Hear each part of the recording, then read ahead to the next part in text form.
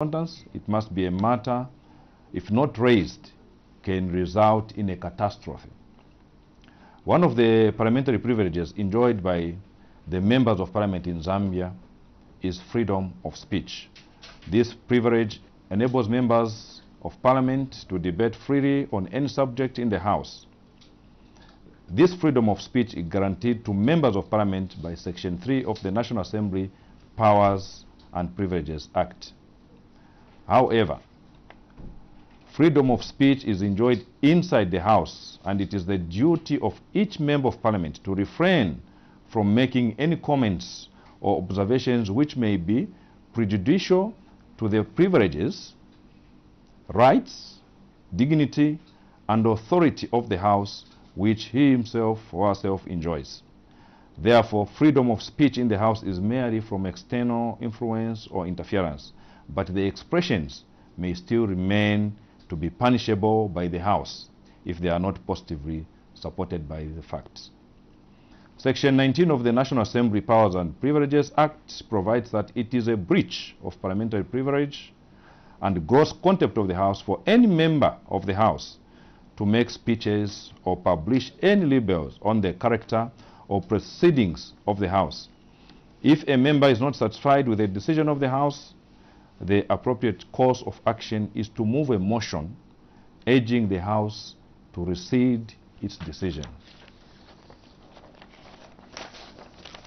Members must therefore refrain from making statements that would amount to attacking the Speaker's impartiality.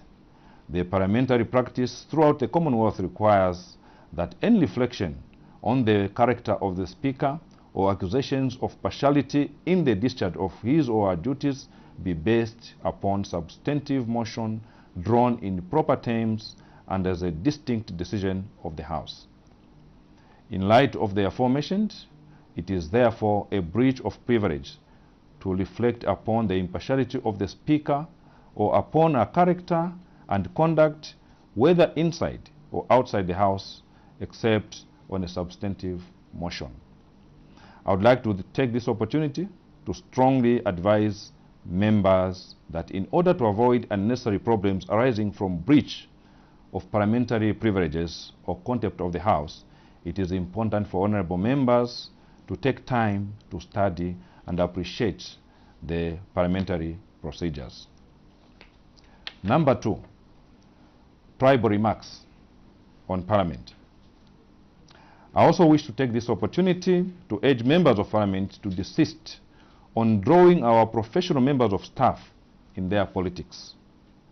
For the new members of Parliament, we can bear with them, but let them also learn that tribalism is not part of Parliament. Let me press it on record that if there is one institution with high professionalism, it is the National Assembly of Zambia. No wonder you will never hear that a staff has been retired in national interest or any of similar issues. Therefore, to suggest that staff from Parliament were from Zambezi province is most unfortunate and careless on the part of Honorable Munia Zulu. I'm challenging you, the media, to visit the office of the clerk and check the staff establishment and check if their sessions are factual. We must desist from propagating tribal sentiments in our public service. This government of His Excellency Mr. Hakainde Hichilema is a very transparent government. I've never seen, before this government came in, that this institution is advertising for staff positions. It was not there. But we have seen that Parliament is advertising positions, which must be appreciated by the members of Parliament. The last point I want to make is that of attendance of House sittings. It has also come clear, and the members of the public are able to see, that there is perpetual logging in of some opposition members of Parliament and leaving the House at the same time. A point of order was in fact raised on this matter, and a ruling is yet to be made by Madam Speaker. If the members of the opposition are to offer checks and balances, they needed to sit in the House and listen to the executive as opposed to politicking outside the House. I'll end here.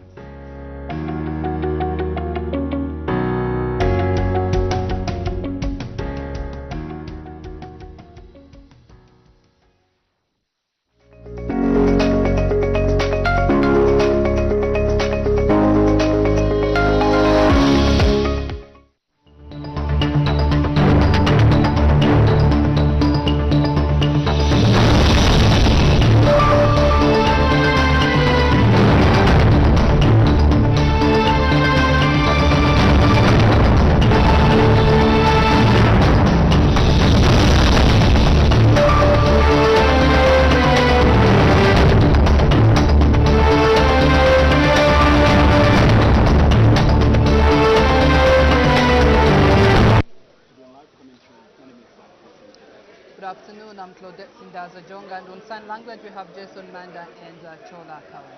Let's quickly look at business that was considered on the floor of the House last week on Friday, which was the 16th of February 2020. Business did begin by Madam Speaker making two announcements, and the first announcement that Madam Speaker made was to inform the House that she had received communication to indicate that in the absence of her Honour, the Vice President, who was attending to other government business, the Minister of Finance and National Planning, Honorable Dr. Enrico Musabotwadi, MP, had been appointed acting leader of government business in the House from Friday, 16 February 2023 till further notice. In the second announcement, Madam Speaker informed the House that in March 2023, the Standing Orders Committee resolved to establish a Parliamentary Training Institute in line with Pillar 1 of the National Assembly of Zambia Strategic Plan 2022 to 2026, which focused on enhancing the capacity of members of Parliament and staff in contributing towards the attainment of the institution's constitutional mandate.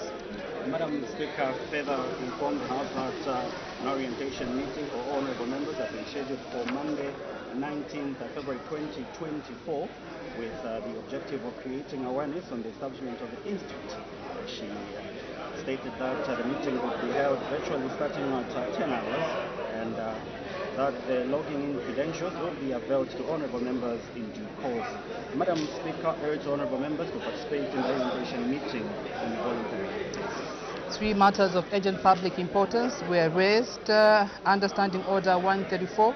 The first one did come from Mr. P. Kalowo on the outbreak of cholera in Usakile Parliamentary constituency, and this matter of urgent public importance was inadmissible. The second matter of urgent public importance came from a member of Parliament, Mr. Warren Mwambazi, and this one was on the mitigating measures being taken to address the effects of prolonged dry spell in some parts of the country. And this one was equally inadmissible. And Mr. Mshanga did raise a matter of urgent public importance on the relocation of Zambia's Correctional Service headquarters from Kabwe to Lusaka, and this one was inadmissible.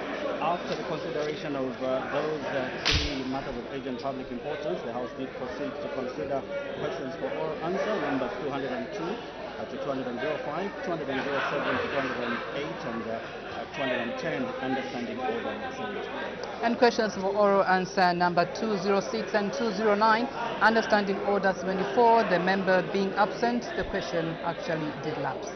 The House did consider one report, and this report was presented by the Vice Chairperson of the Committee on Health, Community Development and Social Services, and this is Ms. Nakaponda, urging the House to adopt the report of the Committee on Health, Community Development and Social Services on the performance of audit report of the Auditor General on the prevention and control of non-communicable diseases in Zambia, 2017 to 2022 for the third session of the 13th National Assembly, and this document was laid on the table of the House on 12th of December 2023. This report was adopted.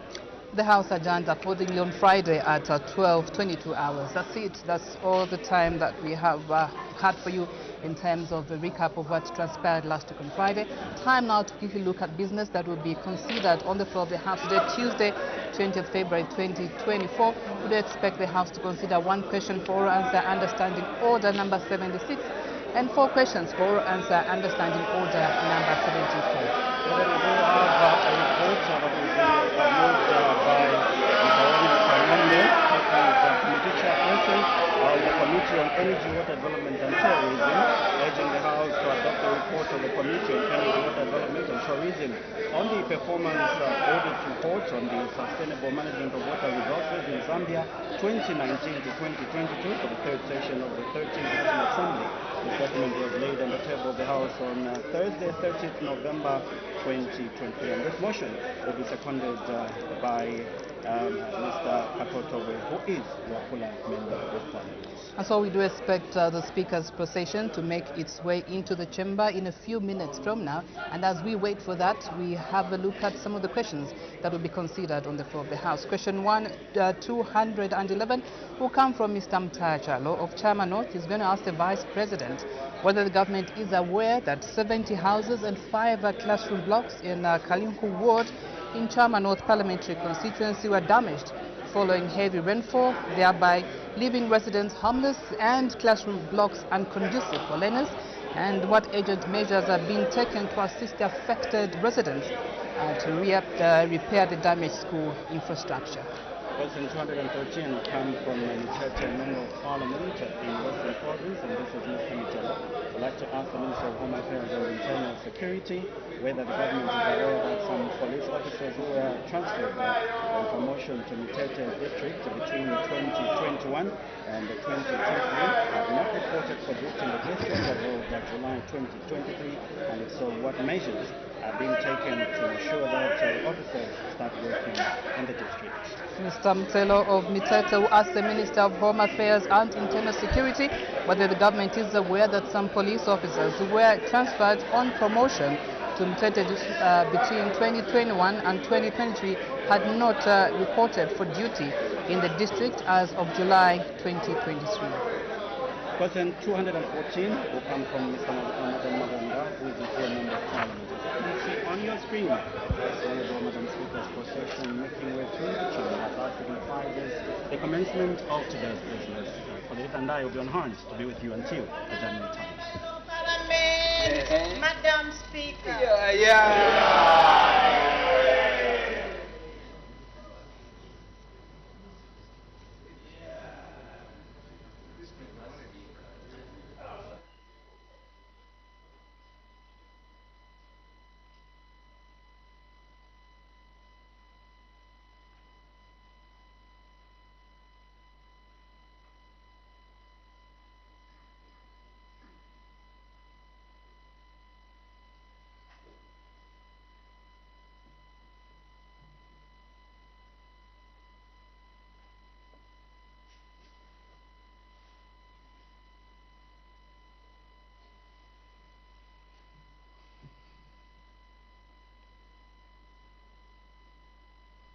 Tendency of Zambia, proud and free, land of wealth and joy in unity, victors in the struggle for the right. We want freedom's side, oh, one, strong and free. Africa is our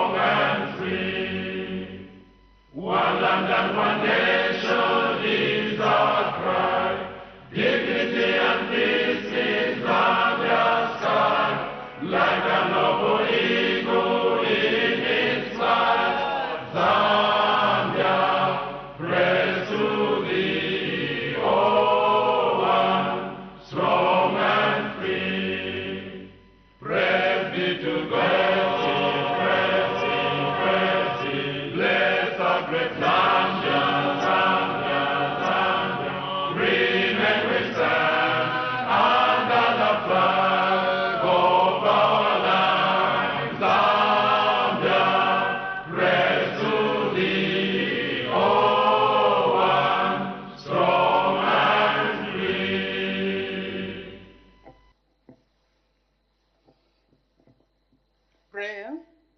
Almighty God, who in your infinite wisdom and providential goodness has appointed the officers of leaders and parliaments for the welfare of society and the just government of the people.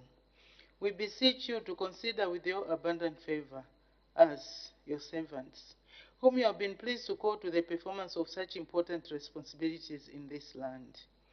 Let your blessing descend upon us here in Parliament assembled, and grant that we may, as in your presence, treat and consider all matters that shall come under our deliberation, in so just and faithful a manner as to promote your honor and glory, and to advance the peace, prosperity, and welfare of our country, and of those whose interests you have committed to our charge. Amen.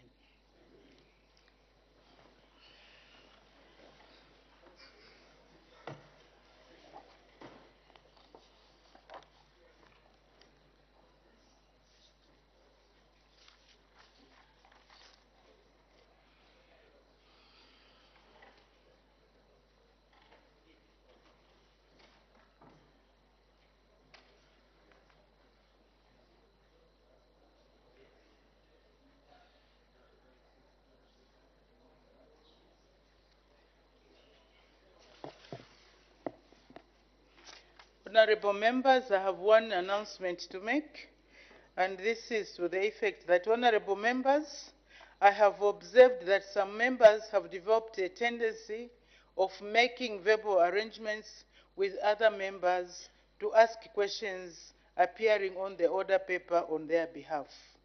This is an abrogation of Standing Order 78 of the National Assembly of Zambia Standing Orders 2021. Honorable members, when you have a question on the order paper, and if you are not able to ask the question personally, you may authorize another member to ask the question on your behalf. The request for another honorable member to ask a question on your behalf must be in writing, as required by Standing Order 78-2, and must be brought to the attention of the Speaker before the sitting of the House to which the question relates commences. Honorable members, henceforth, presiding officers will strictly enforce Standing Order 78, meaning that where a member does not make the request in writing, the question shall lapse and shall not be asked again in the same session. You may, however, note that if a question lapses, the response from the ministry will be captured in the daily parliamentary debates. I thank you. Matters of urgent public importance, the honorable member from Kaika.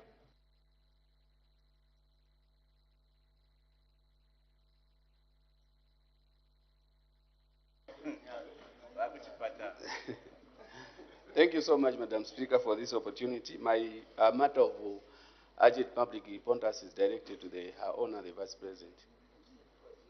You may proceed, honorable member. Thank you so much. Through you, Madam Speaker, to the Vice President, is the hunger situation in Katete. The levels have reached alarming levels, Madam Speaker, such that people are now eating maize bran and pumpkin leaves. This situation, Madam Speaker, if not attended to, we might see people dying, which is not good. We know the government is there, and we feel something can be done. My appeal to the Vice President is that we need some relief food to the people. This situation has been caused particularly because of also the drought. You know, this time around, if the rains were okay, people would have now harvesting the pumpkins from their fields, and at least they'll be eating something. Yeah. But there's nothing completely. There's nothing. We received 300 Honorable bags. member, desist from debating your matter of urgent public importance. Thank you. Thank you. Yeah, so my appeal is to Her Honor so that the government should provide relief maize to the people of Katete so that this problem is brought to halt. I seek your indulgence, Madam Speaker. Thank you so much. Thank you very much. Honorable Member from Kaika, I don't know if you were present in the House last week. A similar matter was raised and by two honorable members. When it was first raised by Honorable Member for Nkana, I had directed the Honorable Minister of Agriculture to come back to the House with a ministerial statement, and that is going to happen today. So, Honorable Member from Kaika, please hold on to your questions, then you can ask the Honorable Minister after he delivers the statement. I would urge Honorable Members to pay particular attention to issues that are raised to avoid ourselves repeating the same issues that have been raised. The Honorable Member for Mongu Central. Thank you very much, Madam Speaker. I rarely stand on matter of urgent public importance. The matter I wish to raise is directed at the Minister of Education, but I see that he's not here, so I'll direct it at the Vice President, who is the leader of government business. You may proceed, but is it a she or a he? The Honorable Minister is a he. I'll direct at Madam Vice President. Since the introduction of meal allowances and free education at our schools and universities, our students are now concentrating on their education, and actually the pass rate has increased. Last week or sometimes over the weekend, the former president of the Republic issued a statement that should they bounce back to power, they will scrap meal allowances and free education. And this has caused outrage at public schools and universities, and which may lead to anarchy in this country. Is the Vice President therefore in order to sit uncomfortably without issuing a statement that assures our students and our students at both secondary and university that the New Dawn government will never consider such a policy? Madam Speaker, I seek your serious ruling. I thank you. The honorable members, let's avoid debating while seated. Honorable Member for Mongo, unfortunately that matter does not qualify to be raised as a matter of urgent public importance. If you seriously want to debate that issue, bring in a motion or ask a question, then the honor the Vice President will be able to answer that question. The Honorable Member for Bubwi.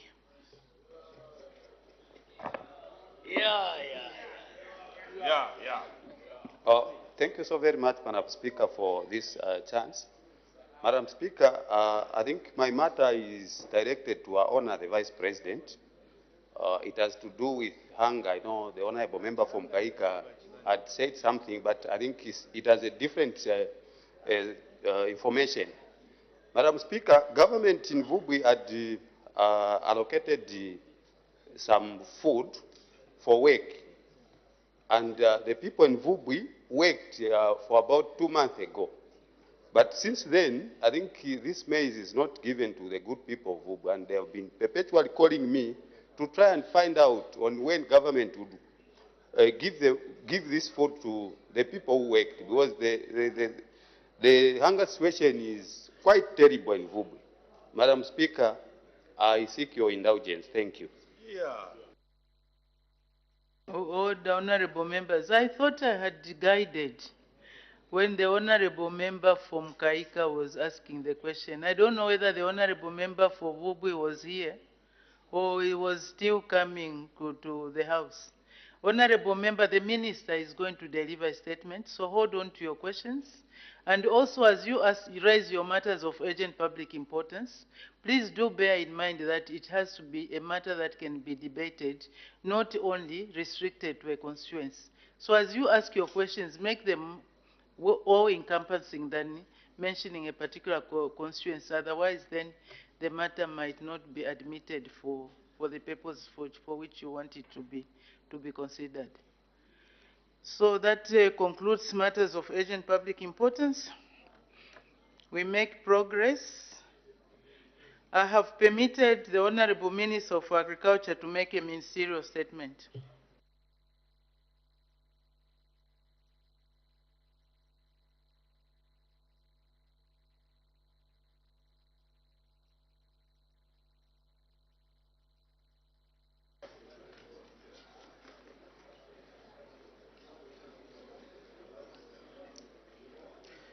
Madam Speaker, thank you for granting me this opportunity to deliver a ministerial statement arising from a point of order raised by Mr. Binwa Mpundu, Member of Parliament from Kana, Parliamentary constituency, on Tuesday, 13 February 2024. As guided, Honorable Madam Speaker, this statement is in three parts, namely, A, the food security situation following the drought being experienced in the country. B, the continued illegal exportation of mealie meal to the DRC. And C, importation of mealie meal containing genetically modified organisms. 1, the food security situation following the drought being experienced in the country. Madam Speaker, it is common knowledge that the country is currently experiencing a prolonged drought as predicted by the Meteorological Department. This has mainly affected 6 provinces, namely Southern, Western, Lusaka, Eastern, parts of Copperbelt, and parts of the Central Province. Most of the crop in these provinces is still just before tasseling or at tassel stage, due to the late planting resulting from the late onset of the rains. If the current dry spell continues, this crop is likely to reach permanent wilting point, at which stage it would not recover even if the rains resumed to normal status. Madam Speaker, currently the country has some 800,000 metric tons of maize grain, consisting of Food Reserve Agency, 366, Millers Association of Zambia, 259, GTAZ, which is the Grain Traders Association of Zambia, 25,000 metric tons. And the private sector players that include farmers and feed manufacturers, Madam Speaker, is estimated at about 150,000 metric tons. This maize, Madam Speaker, is enough to take the country into the next harvest, which is just 4 months away, that is to say by June. Madam Speaker, the government has engaged commercial farmers to grow early maize. From this initiative alone, we are expecting some 150,000 metric tons of maize, which should be ready beginning end of March 2024 at the least. The maize, which we had earmarked for export, will be retained by the country if the situation dictates. From the above, you will note that the country is food secure up to the next harvest. The concern, therefore, should be for the period beyond the next harvest. Madam Speaker, in the past few years, the northern regions of Luapula, Muchinga, and northern and northwestern provinces have gradually increased output.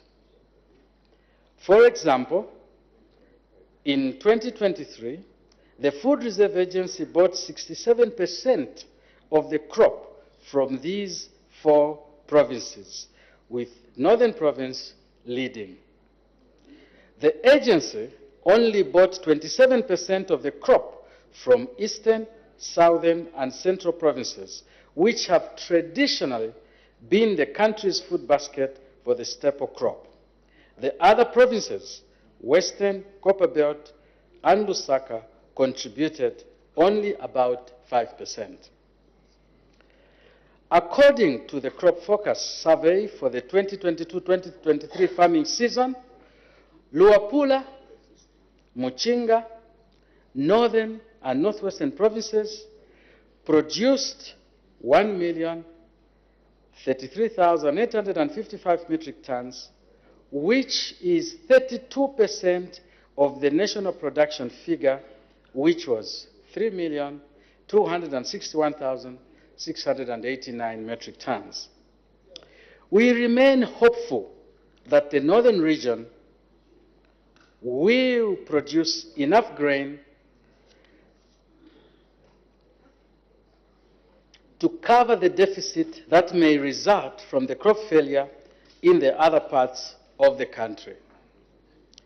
Madam Speaker, for areas where the current status is that hunger is prevalent, we urge that these communities and the leaders in these communities do contact the Ministry of Agriculture and the DMMU so that community outlets can be opened by the Food Reserve Agency. And Madam Speaker, where the severity of the status is beyond the community sales, then the DMMU relief program will trigger in. Madam Speaker, there has been some suggestions that the agency should not have sold the maize that was in storage in 2021. I wish to inform the nation that the maize in question had not been paid for, resulting in government owing farmers, Madam Speaker, 1.8 billion Zambia kwacha. I am pleased to inform the nation, however, that the agency has since cleared all the 1.8 billion that the previous government owed the farmers. The payments, Madam Speaker, were made from sales of the maize that was in stock. I will move over to item 2, which is the continued illegal export of mealie meal. Madam Speaker, owing to the prevailing situation as outlined above, government will continue to put the interest of the country above everything else. In this regard, it has restricted, that is government, the export of maize grain and mealie meal. Exports can only resume after a careful assessment of the next harvest. To reduce the incidences of smuggling, government has deployed the security and defense personnel to man all non-smuggling routes. Zambia National Service and Zambia Correctional Service have been tasked to supply mealie meal to communities in areas that have been identified to be prone to smuggling and cross-border trade. The following measures will continue to be implemented. 1, heightened security patrols and roadblocks to control smuggling in districts prone to the vice, such as Chirilawombwe, Mufulira, Ndola, Chingola, Chipata, among others. 2, encourage private sector to the transit of mealie meal from other countries into other high-demand areas such as the DRC, Malawi, and Zimbabwe. Number 3, encourage government to transit mealie meal from, say, South Africa into other non-traditional cross-border areas. Madam Speaker, government had earlier in 2023 entered into a government-to-government memorandum of understanding with the government of the Democratic Republic of Congo, DRC, for export of 32,000 metric tons of mealie meal, which is equivalent to, say, 40,000 metric tons of maize grain. As of the 30th of January, the balance was close to 3,000 metric tons of maize. Madam Speaker, all citizens are called upon to be alert and report any suspected acts of smuggling to the relevant authorities. Where possible, Citizens' arrests are welcome as long as there is no violence involved. In this way, the citizens will be supporting the security wings to ensure that Zambia remains food secure. Item number 3, Madam Speaker, which is imports of meal containing genetically modified organisms. Madam Speaker, Zambia remains a non-GMO country. The country is therefore not importing any GMO meal for local consumption. I'll repeat that, Madam Speaker. Zambia remains a non-GMO country. The country is therefore not importing any GMO meal for local consumption. Government has, however, allowed ZNS and the private sector to import and transit meal for the DRC market. This was done in order to A, protect the Zambian-produced non-GMO grain from being smuggled into neighboring countries and therefore ensure national food security. And B, Madam Speaker, to secure the DRC market for the future when the country would produce excess grain for export. We need to keep that market. Madam Speaker, Zambia is a land-linked country and cannot stop other countries from transiting their goods through it, although it has a duty to protect its citizenry where need arises. The nation should therefore be assured that no GMO meal is offloaded on the Zambian market for Zambian consumers. Anyone offloading GMO meal on the Zambian market instead of transiting it should be reported to the relevant security wings of government. Madam Speaker, allow me to comment on the alleged late delivery of inputs under the Farmer Input Support Program to Luapula and other areas in the northern parts of the country. Distribution of inputs for the 2023-24 season under the Farmer Input Support Program, FISIP, was implemented successfully, Madam Speaker. During this season, the ministry employed 2 modalities to distribute inputs to farmers, namely the direct input supply, DIS, and the e-voucher.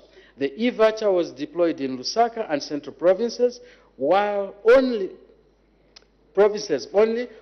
rest of the country was on direct input supply.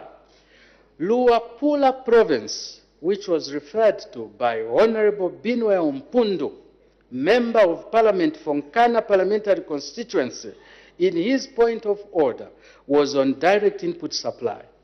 Madam Speaker, fertilizer and seed for Luapula were delivered in 2023. Madam Speaker, I wish to correct Honorable Binwe Mpundu that the trucks he saw carrying fertilizers and seed was not for the government 2023 Farmer Input Support Program, as delivery to the depot and collection from the depot by the farmers was concluded on time last year in 2023. It is therefore not correct to suggest that the inputs were being delivered to the farmers late in 2024. As leaders, Madam Speaker, we need to be factual on what we put forward to the public. As leaders, Madam Speaker,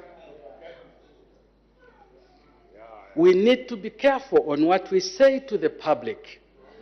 And indeed, Madam Speaker, as leaders, we need to check what we insinuate to the public. Madam Speaker, I thank you. Thank you very much. Honorable members, before we go to supplementary questions, I know this is a topic that will attract a lot of questions. So I would urge the honorable members to be precise, to the point when asking the questions, and also to be factual. This will allow us to allow more members to also ask questions. So please do not debate, do not bring in extraneous issues. Just ask supplementary questions. Honorable members are now free to ask questions on points of clarification on the ministerial statement given by the Honorable Minister of Agriculture. We start with the Honorable Member for Kwacha.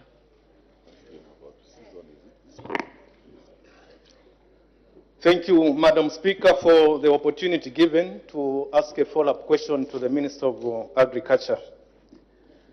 Honorable Minister, with the looming hunger situation in the country, which I believe is an embarrassment to most African countries, because if you go to desert-prone areas in the Middle East, I would cite an example like Israel.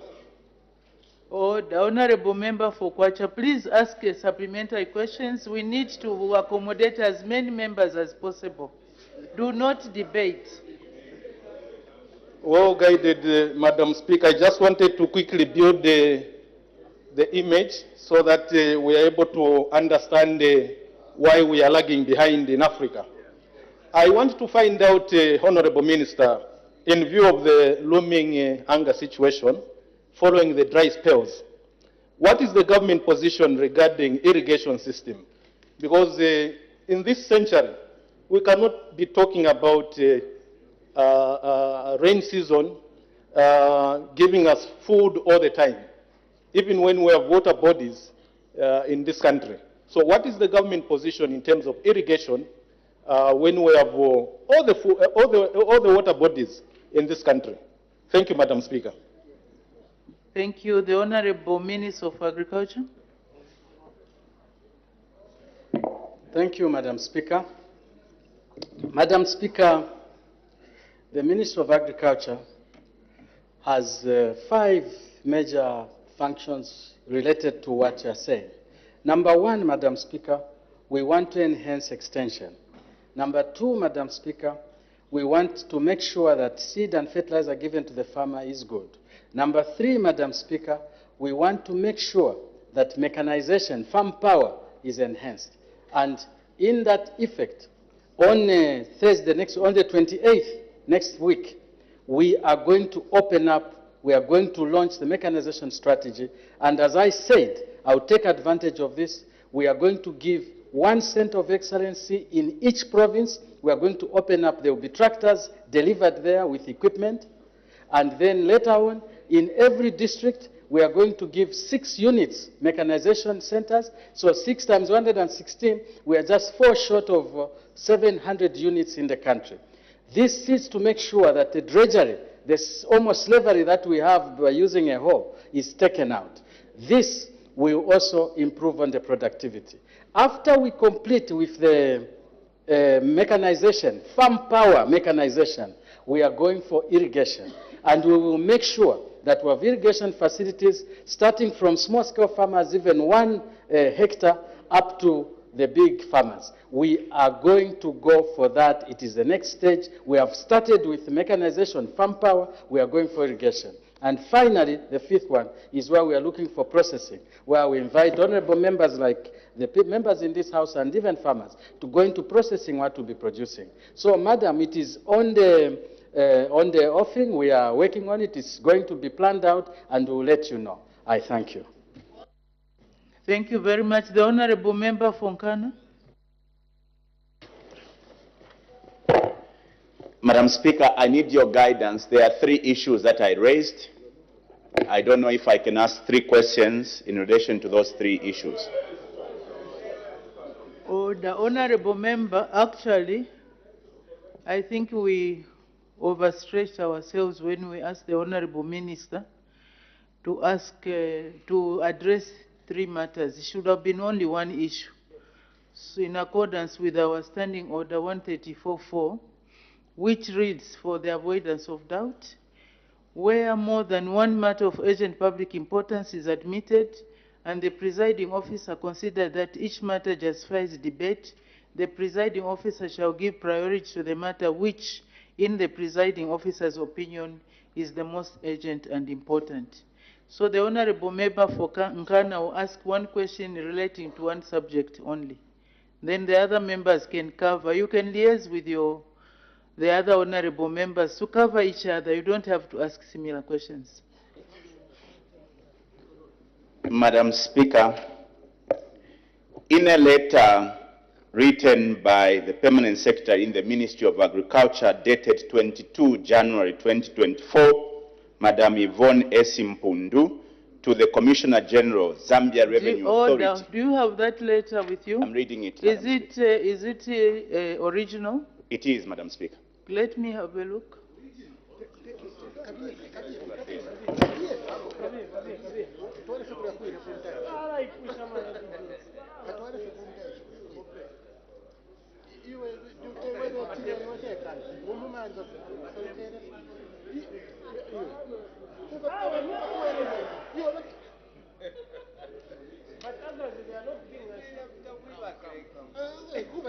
Actually, the letter is supposed to be handed over to the clerks at the table, not to me, and we have ushers in the house.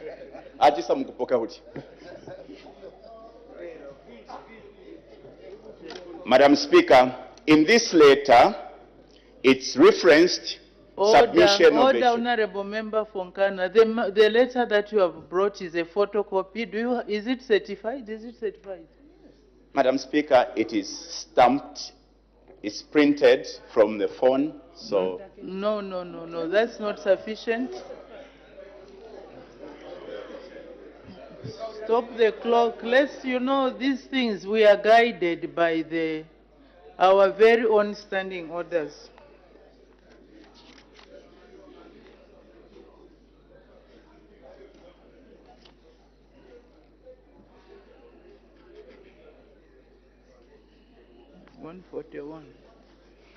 Honorable members, for tabling of documents by backbenchers, this is addressed in Standing Order 141.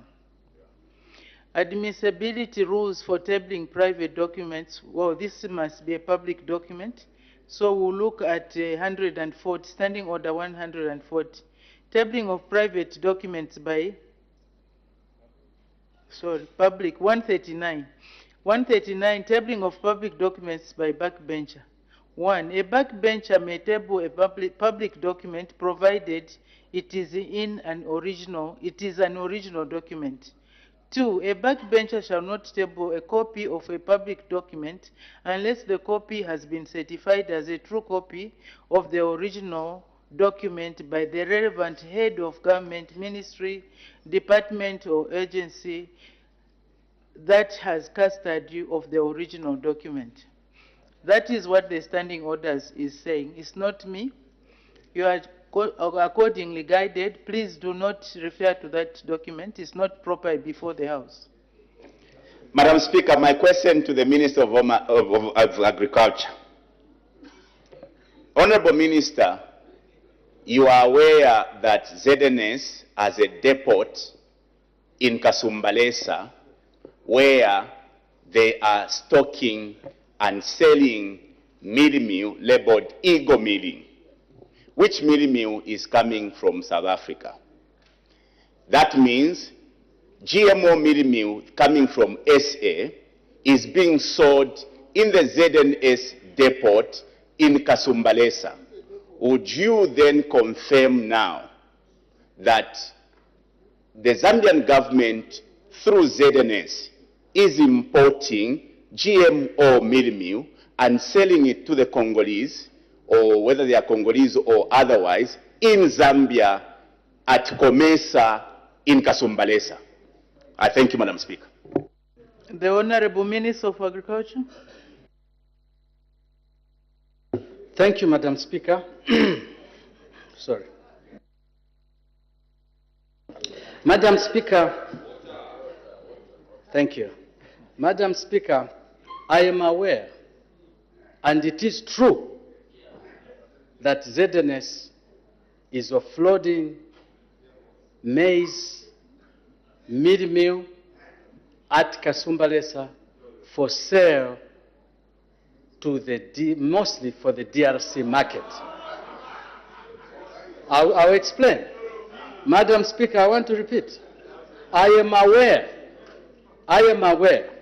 that ZNS is offloading mealie meal at Kasumbalesa. The mealie meal, Madam Speaker, is deliberately put at Kasumbalesa to protect Zambians from the Congolese who would come and buy our meal meal. It is a wonder, Madam Speaker, I wonder that a leader who understands exactly what the government is doing would come and stand in the house here and challenge a very noble cause which is meant to protect, our consumers. Yes, Madam Speaker, I agree ZNS Honorable members, can we have some order? Yes, Madam Speaker, ZNS is selling meal meal. But I cannot stand here and say they are selling GMO meal meal. No, but they are selling meal meal. That is true. If you have got proof that it is GMO, come and prove it here. Order, honorable members, can you please take your seats? May the minister continue. Thank you. Let me take this opportunity to inform the nation that the country, the government, is so concerned about its citizens. Honorable members, please, can we allow the minister to finish? Let me talk. You have asked a question. Let me answer. I am extremely happy, Madam Speaker, that the government, the current government, is so concerned of the welfare of the citizens in Zambia that instead of allowing foreigners to come and consume our meal meal, we have put meal meal in strategic places so that the foreign nationals can buy that meal meal and go back without coming deep into our country. And Madam Speaker, that is the way a country that is concerned for its citizens should behave. It is important, Madam Speaker, especially honorable members from the Copper Belt, to appreciate that the government has gone into a cost structure. Order. Honorable members, if we proceed at this rate, you are inviting me to employ Standing Order 208. So as you conduct yourself in whatever manner, be aware, maybe you might browse through Standing Order 208 now. May the honorable Let me conclude, Madam Speaker, that what we are doing in Kasumbalesa, we are also going to do at Mwambi border. We are also going to do at any border where we see an influx of nationals from other countries to come into Zambia. And we are proud of what we are doing. Madam Speaker, I thank you. Thank you. The honorable member for Dudumwezi. Madam Speaker, I'm very grateful. Honorable Minister, thank you very much for your statement, which statement is very, very clear. My question to you this afternoon, Honorable Minister, is ZNS have depots along the line of rail, servicing people in the urban areas. Will you consider, Honorable Minister, to extend the same gesture in rural areas like Dundumwezi, where hunger is looming? I thank you, Madam Speaker. The Honorable Minister of Agriculture. Thank you, Madam Speaker. And let me use this very positive question to explain this to the many members who are here. Madam Speaker, ZNS has got meeting plans, just like Zambia Correctional Services has got meeting plans. But their meeting plans do not cover the whole country. So what we are doing is where you have a situation like Dundumwezi, if there is a miller nearby whom you would like us to cooperate with, to work with, we will be happy to know that miller, link them up with ZNS, they will be milling meal, which will be distributed by ZNS in the different demand areas. So we need that. Where there is no milling capacity in the area, ZNS will tell ZNS to see how they can reach out and service Dundumwezi. I thank you for that very, very productive question. The Honorable Member for Kaumbwe. Thank you. So, thank you very much, Madam Speaker, for giving me this opportunity to ask a follow-up question. Honorable Minister, hunger is no longer looming in our communities, but it is with us.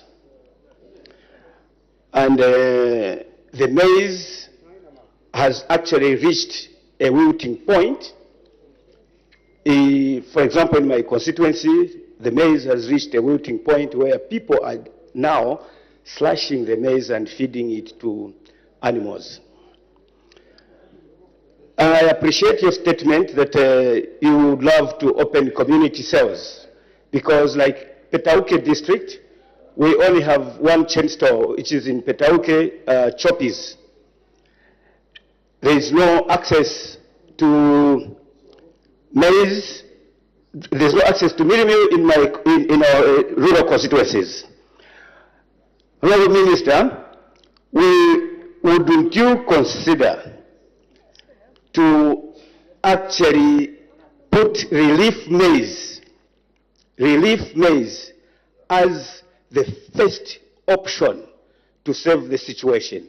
I do believe that yes, we have enough maize stock to take us to the next harvest season, but it is better now to utilize that maize and give it to the people. Even in cabinet, we would love that you can propose that the CDF for 2024, more especially the disaster component, let it go to save the people of Zambia by providing food security. I thank you. The Honorable Minister of Agriculture. Thank you, Madam Speaker, and I would like to thank the Honourable Member for Kaumbwe for that contribution. The first position was that would we consider relief other than community cells? In my statement, I did indicate that where community cells cannot manage the situation, relief sets in, is triggered, and that is under the office of the Vice President. But we work together, it's one government. I will take it up and discuss it with the colleagues at the DMMU or our honor, the Vice President. However, Madam Speaker, at the risk of being misunderstood, could we take this situation of hunger to look critically at our diet? It's a very topical and strange debate. Could we critically and look at our diet? Our over-reliance on maize, Madam Speaker. Someone has to speak about these things. We shouldn't be afraid to face them. Someone has to speak. It is time we started looking at a more diverse diet. The issue of just relying on one crop, be it rice, be it maize, be it sorghum, it will create problems for us. Let us use this to learn and make broader what we consume. Madam Speaker, I thank you. Thank you very much. The Honourable Member for Zambezi East. Madam Speaker, I sincerely thank you for the opportunity and greetings from the people of Zambezi East.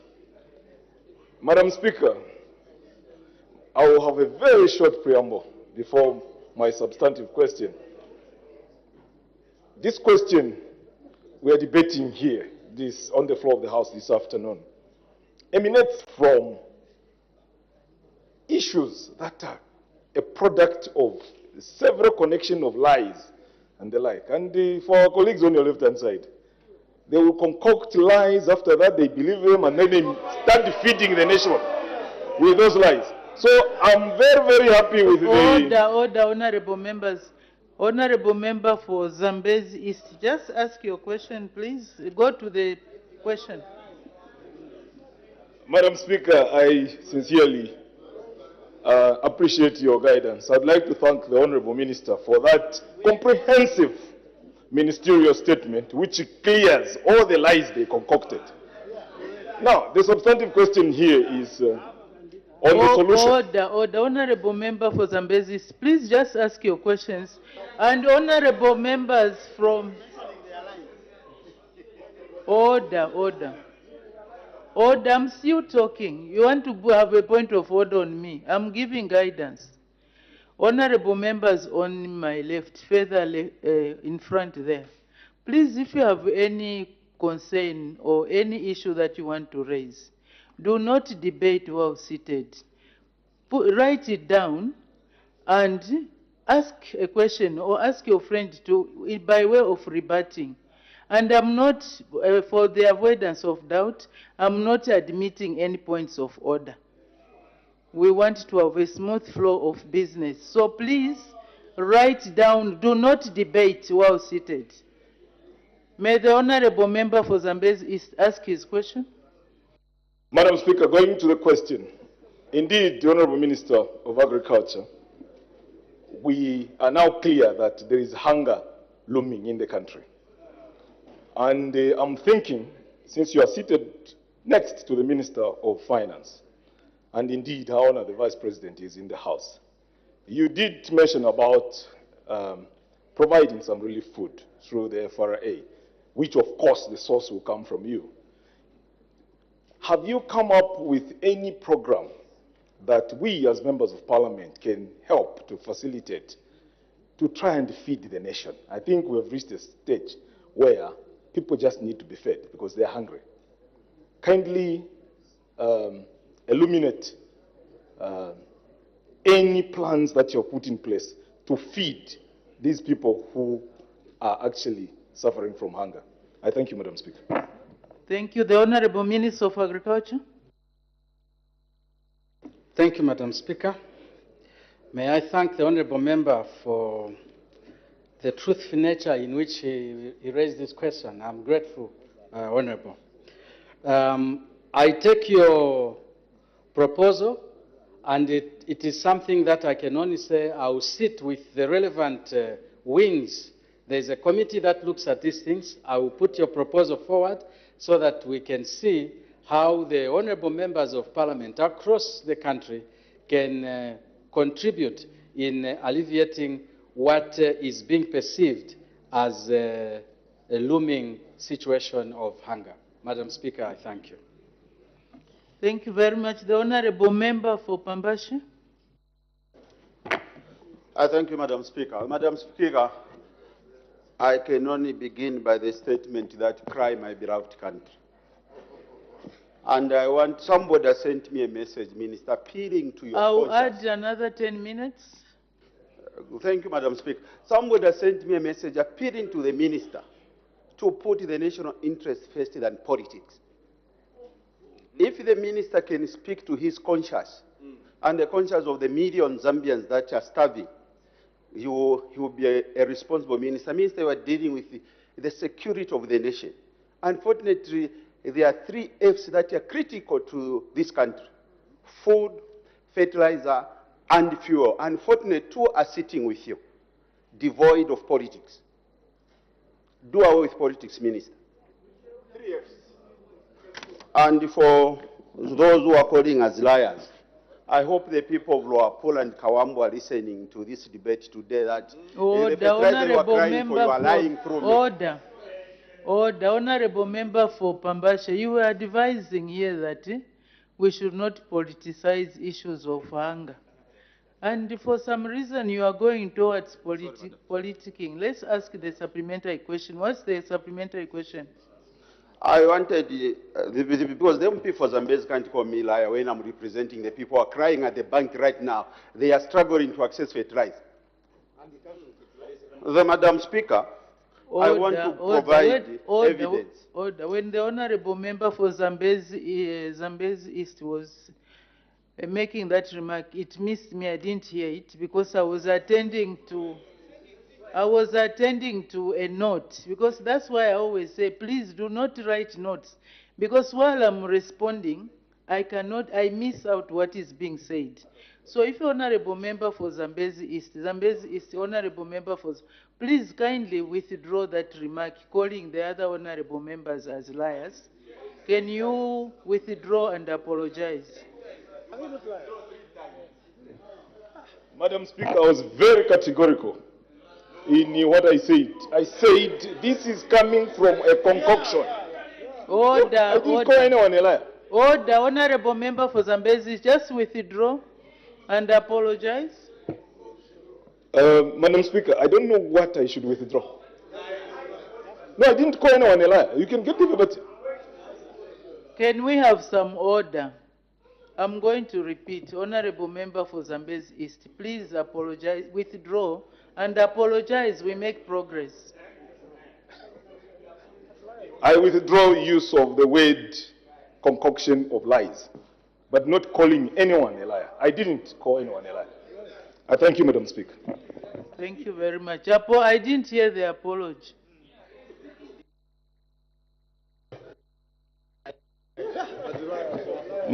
Madam Speaker, you have no idea how hard it is to apologize to these people.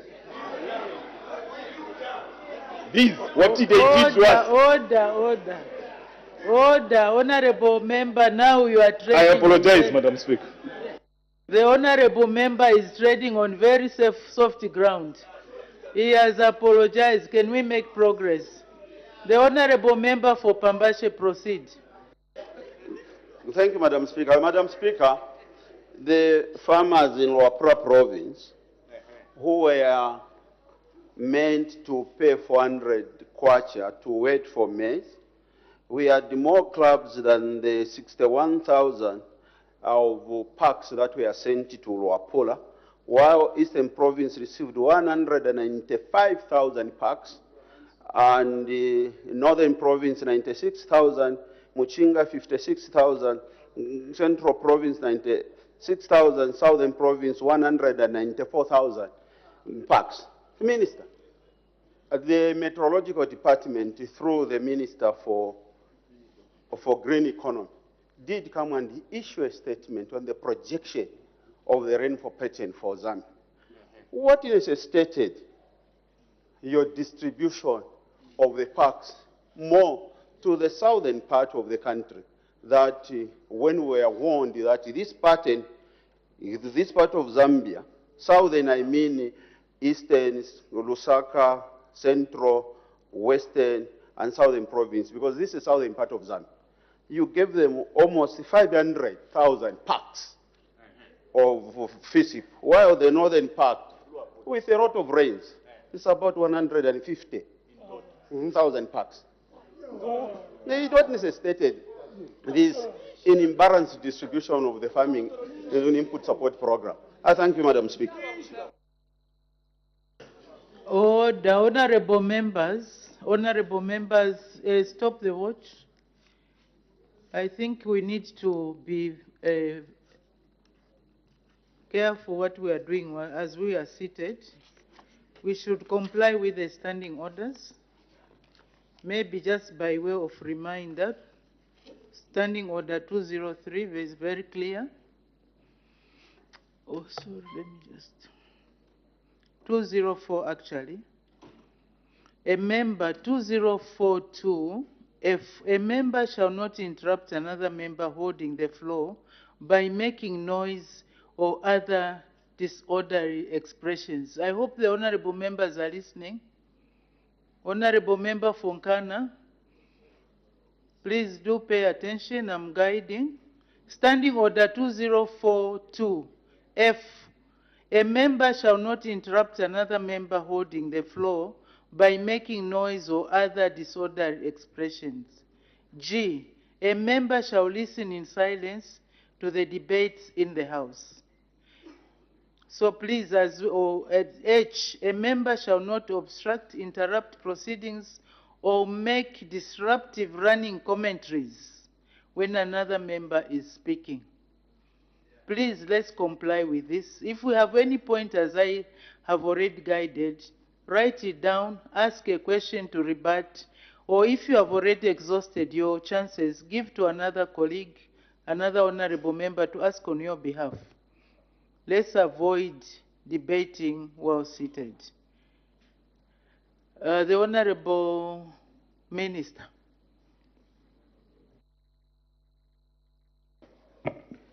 Thank you, Madam Speaker. Madam Speaker, I wish to refer the House to my very last statement on the ministerial position that I gave. I will read for the avoidance of doubt. As leaders, we need to be factual on what we put forward to the public. We need to be careful on what we say to the public. and on what we insinuate to the public. Yeah. Madam Speaker, who doesn't know that in this country, Southern Province, Eastern Province, Lusaka Province, and Central Province have been the major producers of grain? To surely sit and insinuate and ask why there should be more fertilizer given to another area than another, I think is a wrong insinuation. These are the things we're talking about. The rainfall pattern now has moved and is going northwards. I think it is important to say, Minister, going forward, would you also consider looking at the figures you are giving in that area, other than trying to provoke a situation which is not necessary, especially, Madam Speaker, from colleagues who have been ministers, because they know what has been going on. These figures, we hardly ever change them. They are figures which we inherited from the PF government. So for anyone to stand up and start insinuating, Madam Speaker, we should not allow that, especially here. However, I will now answer the question. Going forward, we are absolutely happy that the community in Luapula Province, the community in the Northern Province, the community in Mchinga Province are now adapting very well to producing maize. And we will provide as much input as we can so that we do not waste the fertilizer in areas where the fertilizer is not actually needed because of the weather pattern. That would be my answer, Madam Speaker, and I mean every statement that I say.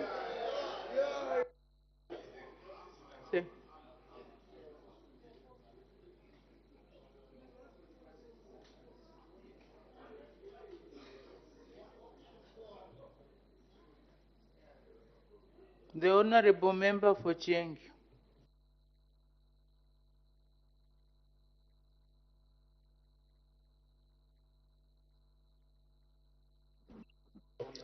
Thank you, She's online.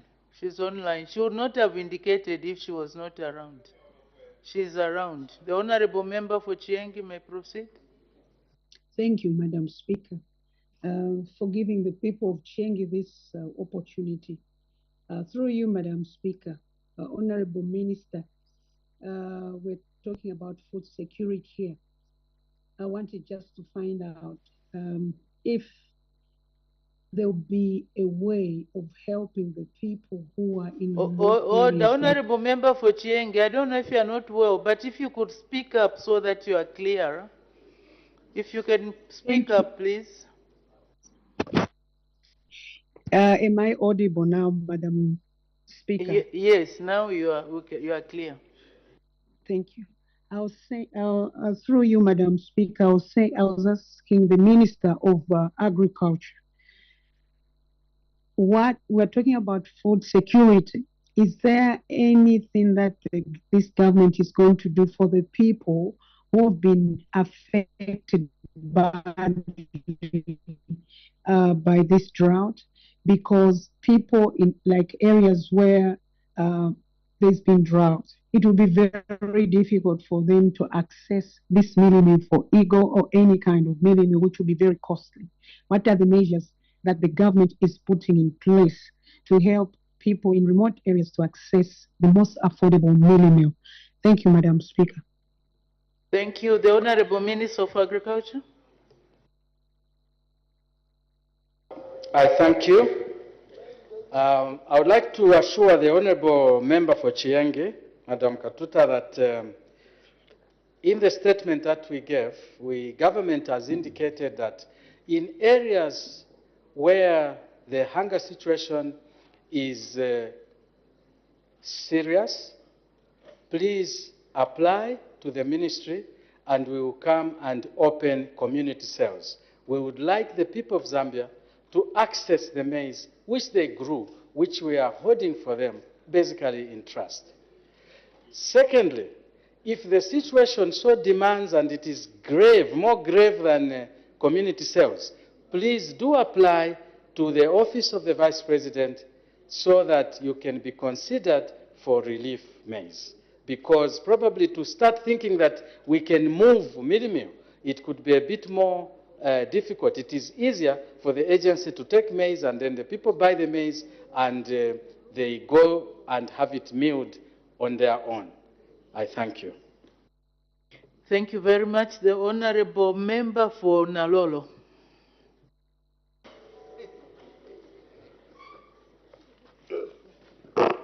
Thank you, Madam Speaker. Honorable Minister, thank you for your statement. Honorable Minister, as we have this impending hunger situation, in Nalolo it's actually there. It's not looming. Now, we have a situation where we have mealie meal that is on the open market, different pricing with what ZNS is offering. So in practice, we are creating classes of pricing. Now, I want to understand, as a government, what is your policy on exports and imports? Last week, you said you are no longer exporting, but we're hearing of mealie meal being exported or maize. What is your policy on this? Because when you see the pricing, it's highly fluctuating for mealie meal. Submit, Madam Speaker. I had indicated that there are no points of order. The Honorable Minister of Agriculture. Thank you, Madam Speaker. I would start by engaging the Honorable Member for Nalolo with the fact that there is no uniform price of mealie meal in Zambia. Even now, in any shop you go to, different brands have got different pricing. And indeed, different districts have got different pricing because of transport costs, etc. So mealie meal is a completely deregulated product. There is no uniformity. Now, coming to the issue of hunger in Nalolo, I think take it, like I indicated, do apply so that we can have community sales. As at now, we do have maize, which we can bring to Nalolo for the people in Nalolo to buy and go and take to a hammer mill, so they turn it into mealie meal themselves. Maybe, Madam Speaker, I might need to be reminded on the second part of the question if I have to answer it. I've only answered one question for each honorable member, so that is fine. We move so that we allow as many members as possible. I will also give another extra 10 minutes because I've seen that.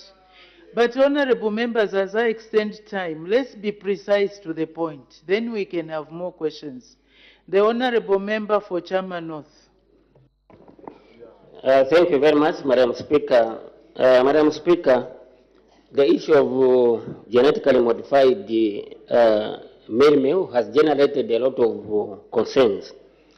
Honorable Minister, ZNS has just issued a media statement that thieves have broken into the Kasumbalesa ZNS sales outlet, and now they are offloading the same mealie meal on the Zambian local market. Why don't we allow Congolese themselves to import GMO mealie meal from South Africa instead of engaging our Zambian company? Thank you. The Honorable Minister of Agriculture. Thank you, Madam Speaker. I'm just learning that there's been a burglary. I'm not aware. But if be that the case, it is a case of theft and not anything that I can respond to. It's a case of theft. Madam Speaker, I thank you. Thank you. The Honorable Member for Solwezi East.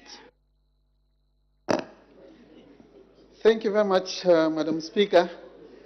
Minister, I know the Zambian people got fertilizer seed through FISIP program and also some through the credit window. Now we have drought and they are expected to pay. What is the position of the government regarding those people got fertilizer through FISIP and credit window, especially that now they are facing drought? Thank you, Madam Speaker. The Honorable Minister of Agriculture. Thank you, Please, Madam can Speaker. we tone down as we are discussing? We are consulting. Can we tone down? The Honorable Minister may proceed. Thank you, Madam Speaker. I'll be very, very careful in responding to that question. Because, Madam Speaker, if we give a rounded question, if we give just an open answer, we will create a problem in that even those who got loans and have got the capacity to pay will simply fall back if we are not careful. So I will be extremely careful, Doctor, on that question.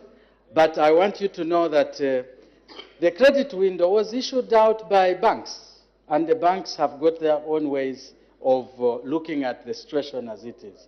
For FISIP, you are aware, Madam Speaker, that under FISIP, the crop, first of all, is insured, and secondly, FISIP is a 100% grant. People are not really expected to pay back, though people are encouraged to sell what they produce to the government. Madam Speaker, I thank you. Thank you very much. The Honorable Member for Wacha.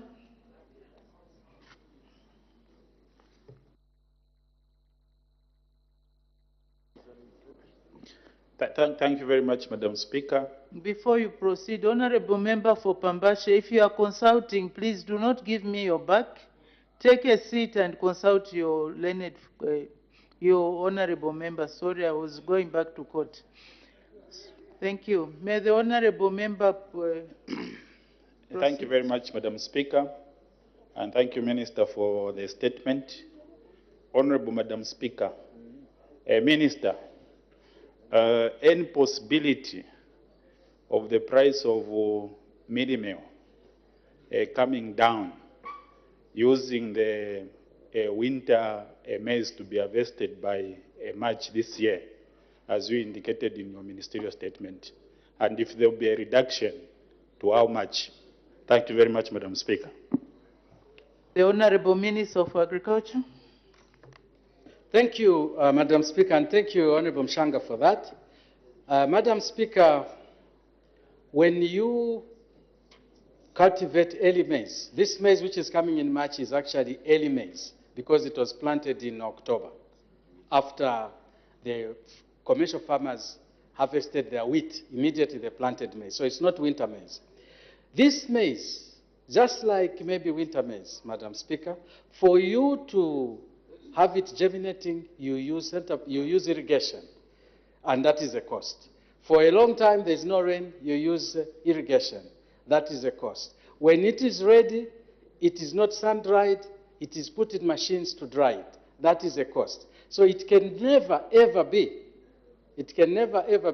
compared to the naturally dried and grown maize, which is rain-fed. And that is why in my statement I said, this maize we had earmarked for export because the price is high. I thank you. Yeah.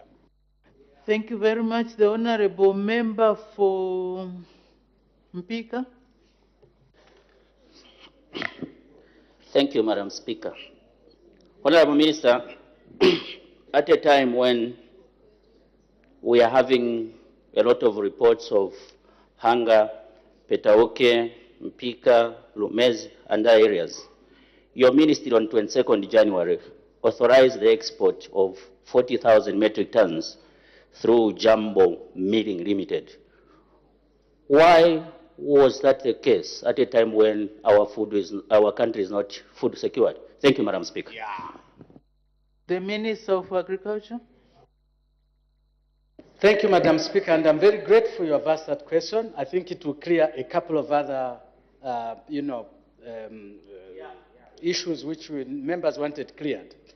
Madam Speaker, other than the Democratic Republic of Congo government-to-government operation, the ministry did not issue any export permits for a very, very long time. There's only been one contract running, and this is the contract I mentioned here that we are still remaining with about 3,000 metric tons. So we never, when I came here and stood that we have restricted exports, we meant just that. You can go through the records, go to any border, go and check if any maize or mealie meal went out of the country other than the DRC contract, which was channeled out.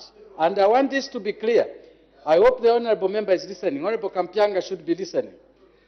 What we did, we got the money from Congo, $14.2 million US, and gave it to the private sector. The government does not have funds. We gave it to the private sector to get the maize, to get the mealie meal, and export to the Congo. It's a government to government, but private sector played arrangement. I thank you. Thank you. The honorable member for Kabwata. Thank you, Madam Speaker, for the opportunity. Honorable Minister, my concern is... Order, honorable members. Proceed, honorable member. My concern is the importation of mealie meal, which is transiting through Zambia going to Kasumbalesa. Then we are hearing of stories that over 200 bags have actually been stolen. I wanted to find out what measures have we put up in place to prevent GMO contamination. The Honorable Minister of Agriculture. Madam Speaker, Zambia is a landlocked country. We have a lot of produce going through from the south to the north, from the east to the west. Some of the things that go through are actually poisonous, very serious poisonous things. But when they are allowed to pass through, we do not wish and expect that there will be theft, and then that particular product is found onto the market. I did answer, there was a question from your left, Madam Speaker, exactly the same. If there will be theft, it is very difficult for anyone to say anything about it. We have sulfuric acid passing through, going to Congo, going to all sorts of things for the mines. If those things are stolen or there's an accident on the way, that is an act which is beyond government's control. You just hope for the best. I thank you. Thank you very much. The Honorable Member for Chipili. Thank you, Madam Speaker. Honorable Minister, the mealie meal that are being imported by ZNS from South Africa, I'm sure they are meeting here. They are writing the labels, Eagle mealie. And the mealie meal, which they are meeting in Zambia, which they have in their stock, they are writing Eagle mealie.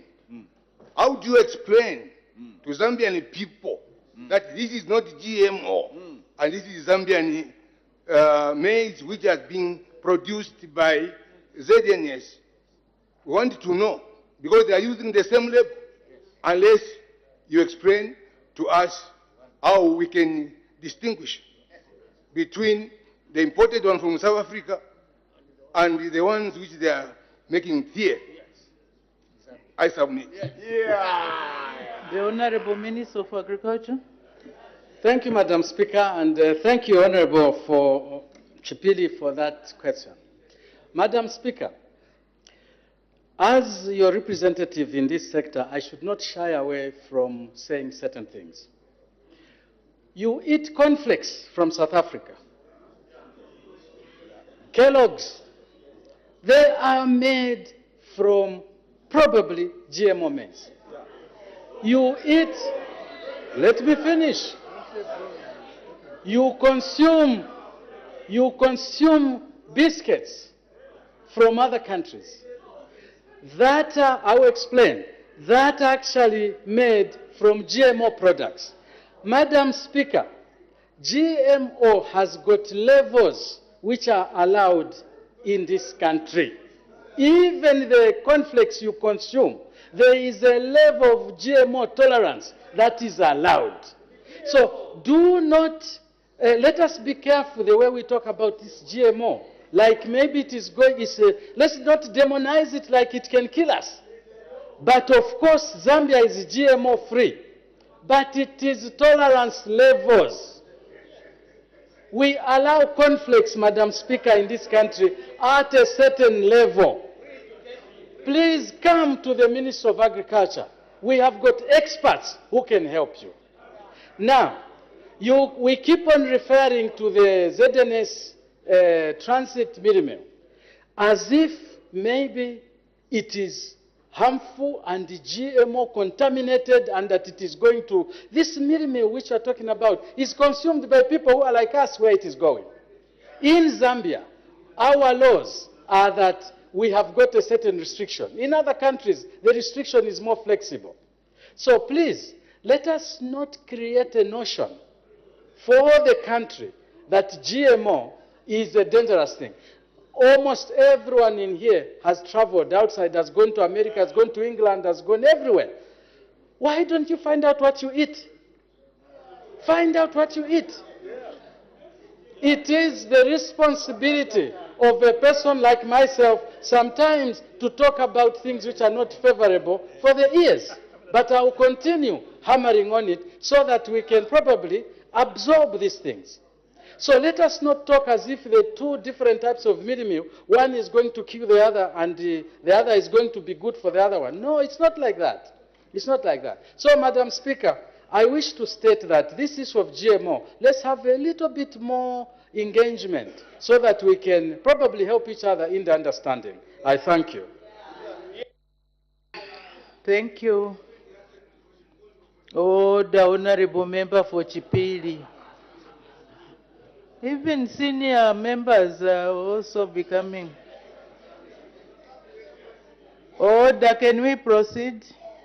Question for oral answer, understanding order 76, the Honorable Member for Chama North.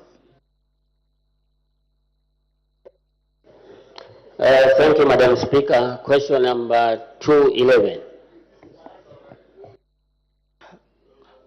Order, Honorable Members, please. Her Honor, the Vice President.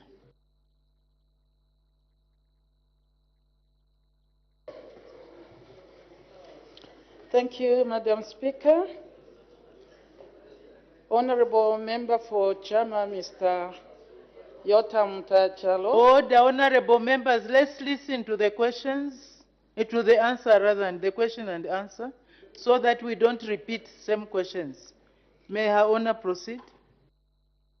Wants to know whether the government is aware that 70 houses and 5 classroom blocks in Kalinku Ward in Chama North Parliamentary constituency were damaged following heavy rainfall, thereby leaving residents homeless and classroom blocks unconducive for learning. And B, if so, what urgent relief measures are being taken to assist the affected residents and to repair the damaged school infrastructure? In response, Madam Speaker, government is aware that on 19th January 2024, there was an emergency situation reported in Kalinku Ward of Chama North Parliamentary constituency in Chama District, where heavy rains occasioned damage to infrastructure. Following the report, the Chama District Disaster Management Committee conducted an assessment to ascertain the impact of heavy rainfall on the community. The assessment revealed that 81 houses were affected by the heavy rains, of which 61 were blown off roofs, while 20 houses collapsed. Further, a 1-by-3 classroom block at Kombazi Primary School and a 1-by-2 classroom block at Gombe Primary School and their roofs were blown off. Following the incident, the affected households reintegrated with the community while others reconstructed their houses. Madam Speaker, in response to the emergency, the 5% disaster contingency fund under the Constituency Development Fund was approved for use to rehabilitate the 1-by-3 classroom block at Kombazi Primary School and the 1-by-2 classroom block at Gombe Primary School. Additionally, the 5% disaster contingency fund will also cater for the reconstruction of the 2 blown-off staff houses at Gombe Primary School. The Disaster Management and Mitigation Unit has also released 1,000 roofing sheets, pieces, to supplement and support the affected public infrastructure, such as schools and staff houses. This is in addition to food items, 10 metric tons of maize, 10 bags by 50 bags of beans, 10 boxes of cooking oil, 5 bales of salt, and 5 bales of sugar, and tents to support the recovery of the affected community. Combans Primary School at the moment only has a 1-by-3 classroom block that was blown off. In view of this, 2 6-by-8 tents have been provided to the school to facilitate continued learning. This will replace or supplement the makeshift or grass-thatched classroom which has been constructed by the community and is currently in use. Thank you, Madam. Thank you very much. Supplementary questions. The Honorable Member for Chama North. Thank you very much, Madam Speaker. Thank you very much, Vice President, for your response. I just want to state, Your Honor, the Vice President, we just arrived about 3 hours ago from Chama, me and Honorable Mngando. And these things you have spoken about, the people have not received any help at all. And you have correctly stated that this disaster happened on 19th January. Today is 19th February. 1 month down the road, not even a single tent, no any food, no, all these, there's completely nothing. We just arrived today. So when are these items going to reach the affected people in Kalingu Ward? Thank you, Madam Speaker. Honor the Vice President.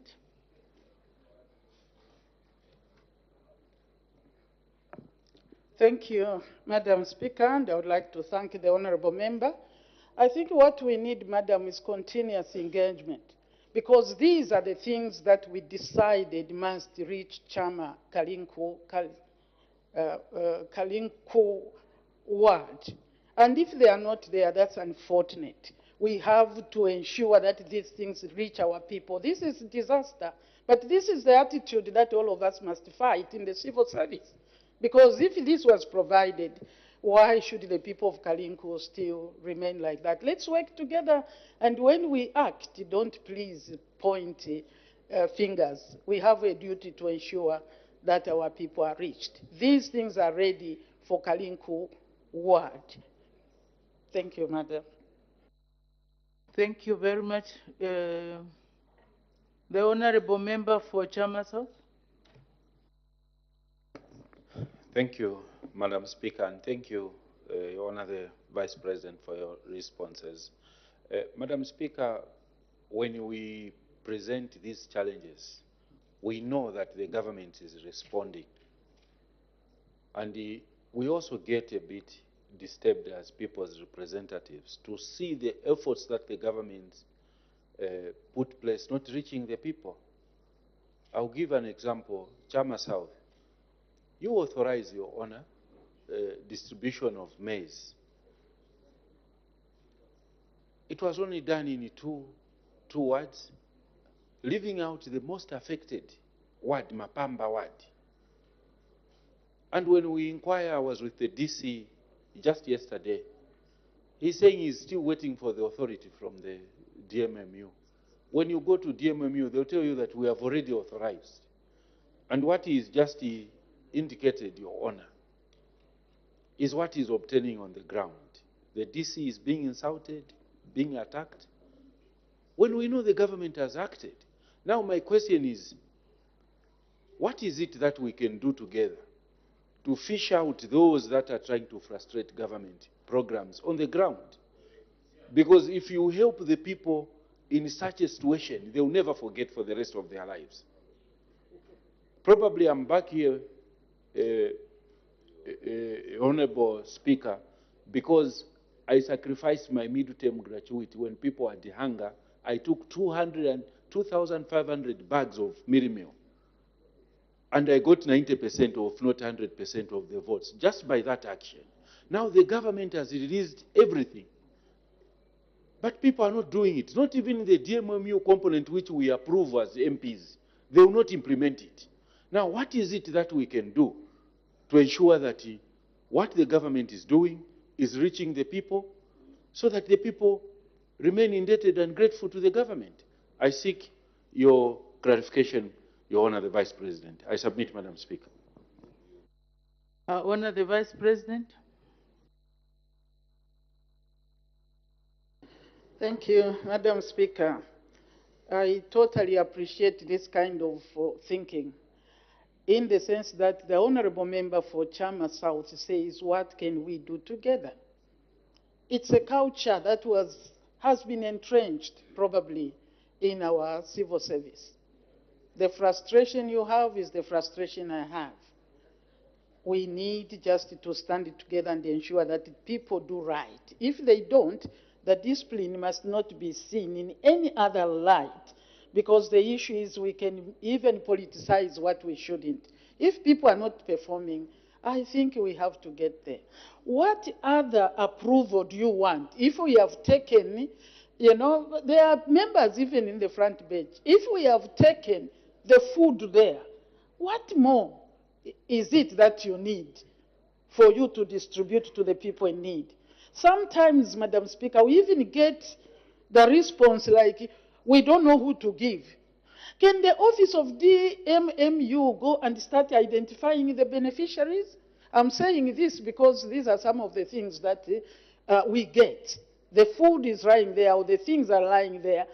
The same people who complained that there is a hunger, they can't identify the beneficiaries. So you start wondering, is there a real issue? How can you, who told us that there is a hunger, ask us now to know the beneficiaries? Surely some of these systems must be properly streamlined, but we continue to work on this. It's a mindset change that we must work on. Disaster management unit is not supposed to be a unit where you go for work at 8 and knock off at 17, because disasters can happen anytime. It's a department where people must be ready to work anytime. We regret that situation in Chama South and wherever it may be happening. We have to improve on that. Let us work together, hold hands. We identify where is the break in the chain of command, where things are not happening. It is regrettable. Thank you.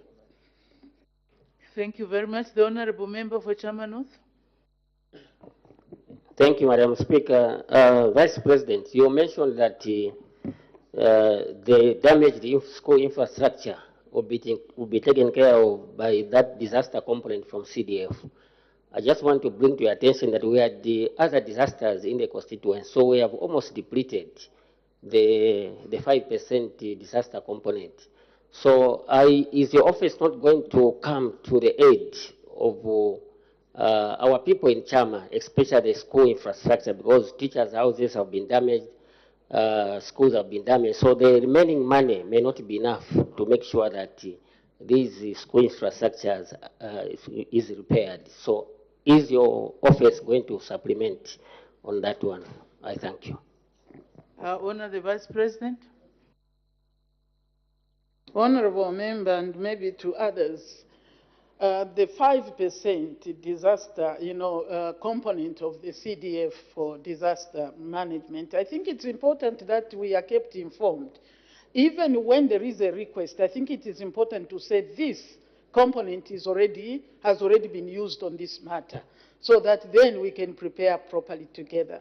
But as at now, I think in my statement I made it clear that there are 1,000 pieces of roofing sheets that will go towards the public infrastructure. That is one intervention. And remember, it's blown off that can go a long way. Until we know, I said I don't know the length of these roofing sheets. They may just be able to help in that manner. But we continue to engage. Thank you. Thank you very much. Honorable Member for Chama North and Chama South, please do engage. You can use the structures, the councillors to follow up so that the people are not left like that. Because when you wait until you come to the house, get a question, people would have died. So when you, let's follow up, let's engage.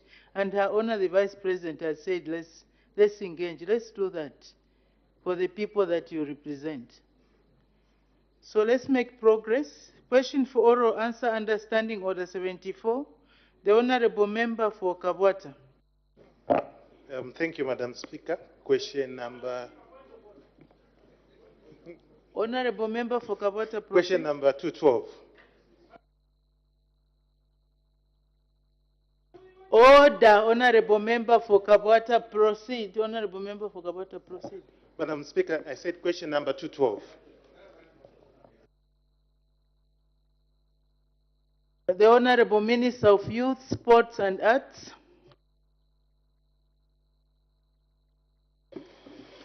Thank you very much, Madam Speaker.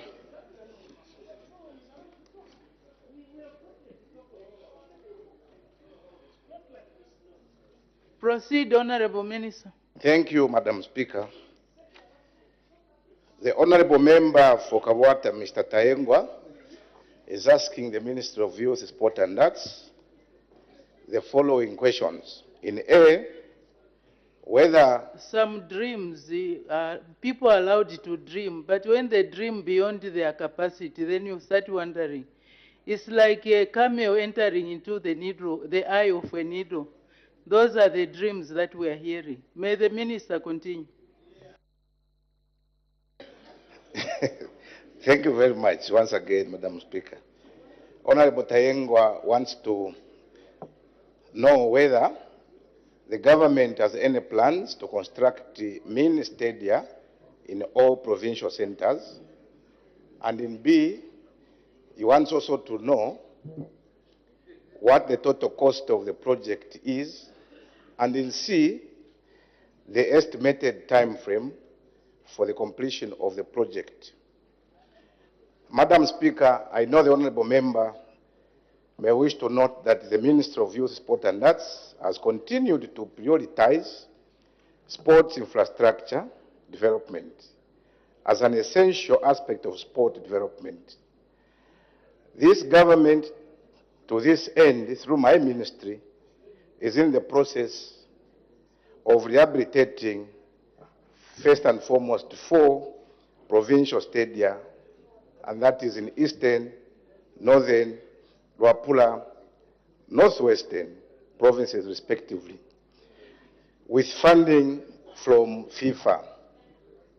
This has been facilitated through an agreement between FIFA and the Football Association of Zambia, FAZ, and further, the National Infrastructure Plan that has proposed to construct and rehabilitate sport facilities at national, provincial, and district levels.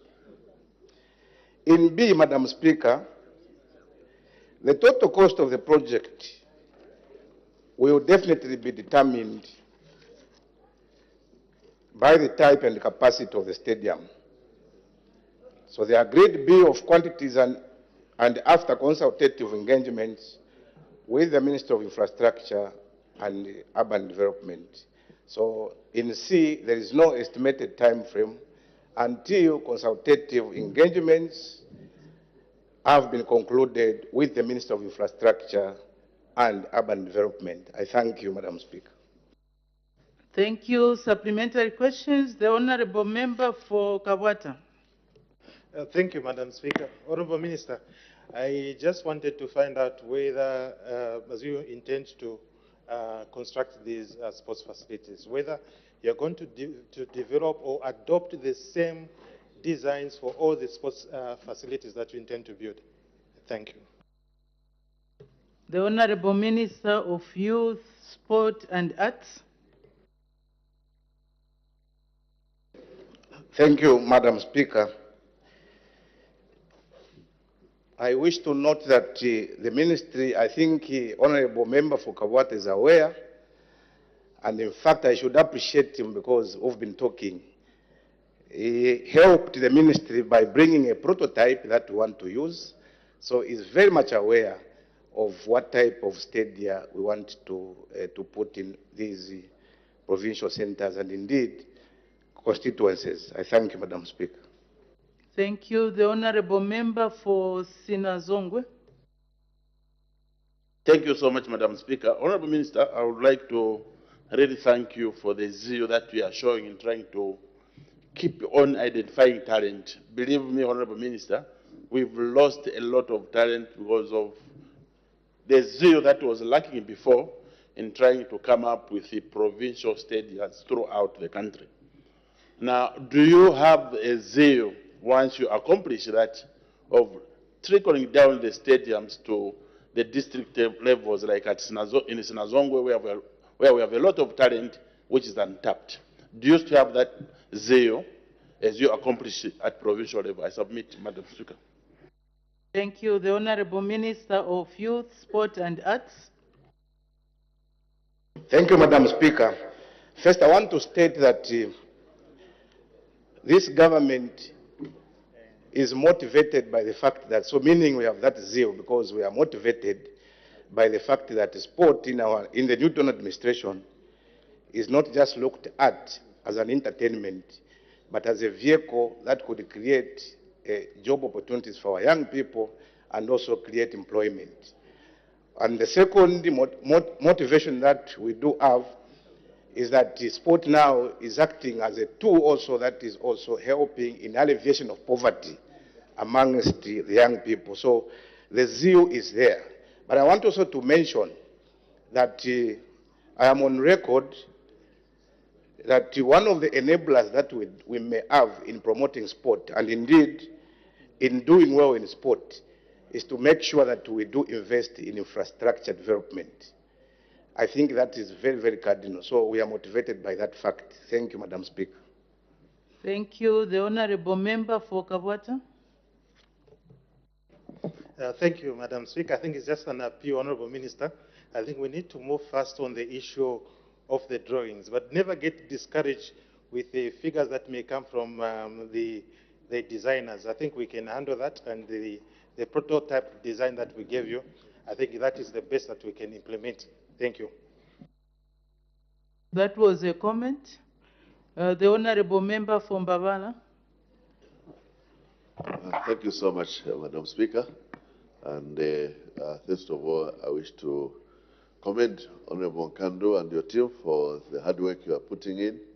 My constituency is part of the beneficiaries for your hard work. And indeed, we can see even in the other arena, we had a whitewash that side. So, job well done. Is the ministry considering coming up with these modern facilities like we are seeing, what is it, in the football? For example, what we're having at OIDC and now here at East Park, Barcelona, those kinds of prototype sports facilities. We may be also equipped with community gyms that can be put in provincial centers such as Choma and surrounding areas so that our people can access these modern facilities and enhance their sportsmanship. Thank you. The Honorable Minister of Youth, Sports and Arts. Thank you, Madam Speaker, and thank you, Honorable Member, for the compliment. It is very, very important. Leadership is always motivated by such compliments. Then we'll be able to work even more harder than the way we are doing. Thank you very much. Answering the question, Madam Speaker, the more reason why we had to adopt that prototype that was brought by Honorable Taengwa, because it covers almost every sport. That is the reason why I want to appeal. I may take advantage of this opportunity even to appeal to members of Parliament that government alone may not be able to give sports infrastructure in every constituency. the way other ministries have tapped into CDF, like education, health, we are also contemplating in tapping into CDF so that in every constituency we may have a multi-sports facility that could cater for every sporting discipline. And I believe that I will have an overwhelming support from the members of parliament because they really need this sports infrastructure. So this is what we intend to do. So as we are looking at the cost, I think I'll be able to come back and now tell you how much may be involved in putting up that multi-sports facility that may cover every sporting discipline. Thank you, Madam Speaker. With that appeal, let's make progress. Please do engage the Minister of Youth, Sports and Arts to see what type of stadia, the prototype which you can use for your respective constituencies. Next question, the Honourable Member for Mitete. Thank you. Grateful to you, Madam Speaker. Question number 213. The Honourable Minister of Home Affairs and Internal Security. Welcome, you have been missing in action. Thank you, Madam Speaker, for those welcoming remarks. Madam Speaker, Honourable Misheki Mutelo, Member of Parliament for Mitete constituency, asked the Minister of Home Affairs and Internal Security the following questions.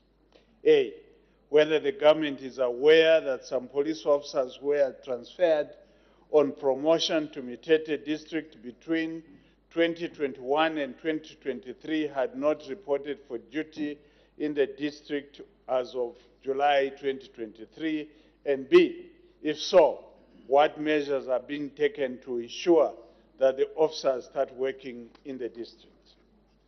Madam Speaker, in response to the question asked by the Honourable Member, I wish to inform the House that A, the government is not aware of any officers who were promoted and transferred to Mitete district between 2021 and 2023.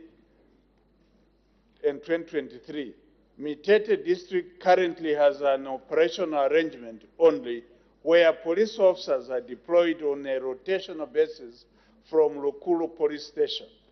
The government has plans to construct a Grade B police station in Mitete when funds are made available, and has since approved a structure for the police in Mitete. B, the government is not aware of any officers who were promoted and transferred to Mitete district between 2021 and 2023. Madam Speaker, I thank you. Thank you very much. Supplementary questions? The Honourable Member for Mitete. Madam Speaker, thank you once more again. If the minister is not aware, it means there are no further questions because the minister is not aware. Thank you, Madam Speaker. Thank you very much. Makes my work very easy. We move immediately to the next question. The Honourable Member for Mfue.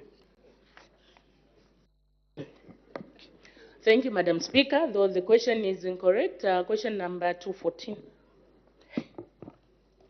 You, Honourable Member for, we were saying the question is incorrect. Yes, Madam Speaker. Honourable members, as you approve your questions, didn't you sign off this question? Honourable Member for Chairman North, please, you are out of order. Honourable Member for Mfue, didn't you sign off the question? No, I did not. I was called yesterday. However, I feel that I can still get a response from the minister. Somehow. It's a little bit related. No, but the procedure is that when a question you submit a question, the question is signed off by yourself. And yesterday you had access to the order paper. The best that you would have done is to go to our journals department to tell them that the question that you have asked has not been restated correctly. That is the procedure. Yes. I was called very late, Madam Speaker. So now who can you blame for that? Parliament, Madam Speaker. They did apologize to me. No. Yes. No, it's your may I be duty, allowed to- Honorable Order. Okay. It's your duty and responsibility, Honorable Member. When you submit your question, our standing orders are very clear that you sign it off. If you are not satisfied or you are not clear on how the question has been put, you raise the issue with the Journals Department. So the Honorable Minister will answer. The Honorable Minister of Health.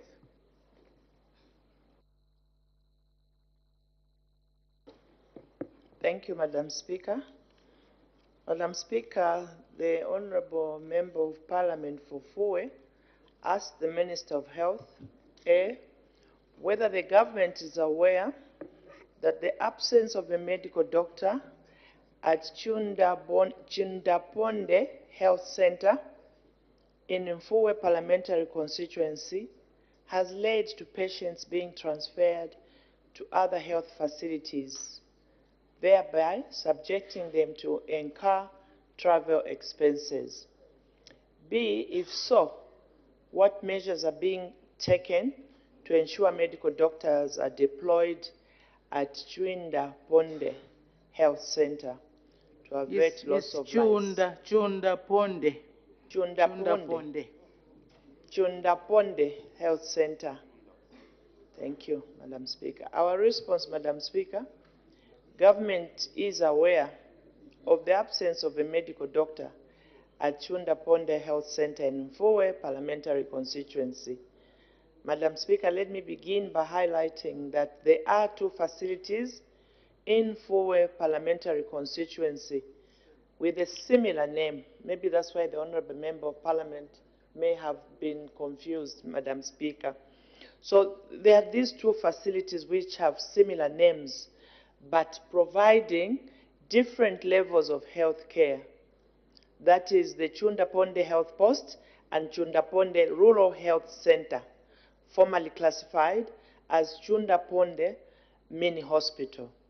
These two facilities, which are also close to one another, they are 3 kilometers apart, were completed and handed over to the government on the 21st of October 2021.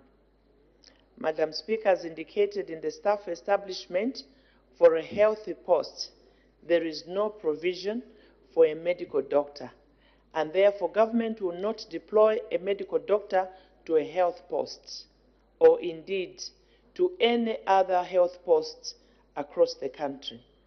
And Madam Speaker, my answer will help the MP get the answer of what she may also have wanted to really ask, so she must not worry. Because, Madam Speaker, I just want to give honourable members of Parliament what kind of staff they should expect at a health post. According to the current establishment that was approved many years ago, we are still looking at this establishment. For a health post, it's as follows.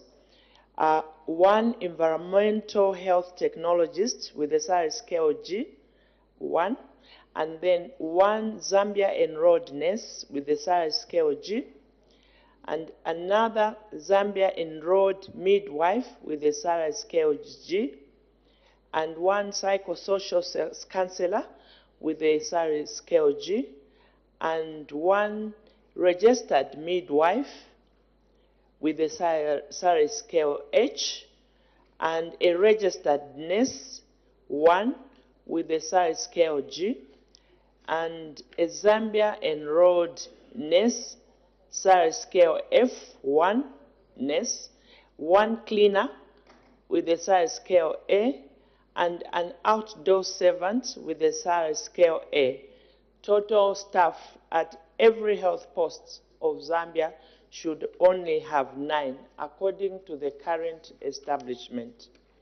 When it comes to a health center, and this is again an establishment for all health centers in the country, and maybe this is now your answer, Honourable Member of Parliament, medical doctors, 2, proposed establishment for 2 medical doctors with a salary scale K,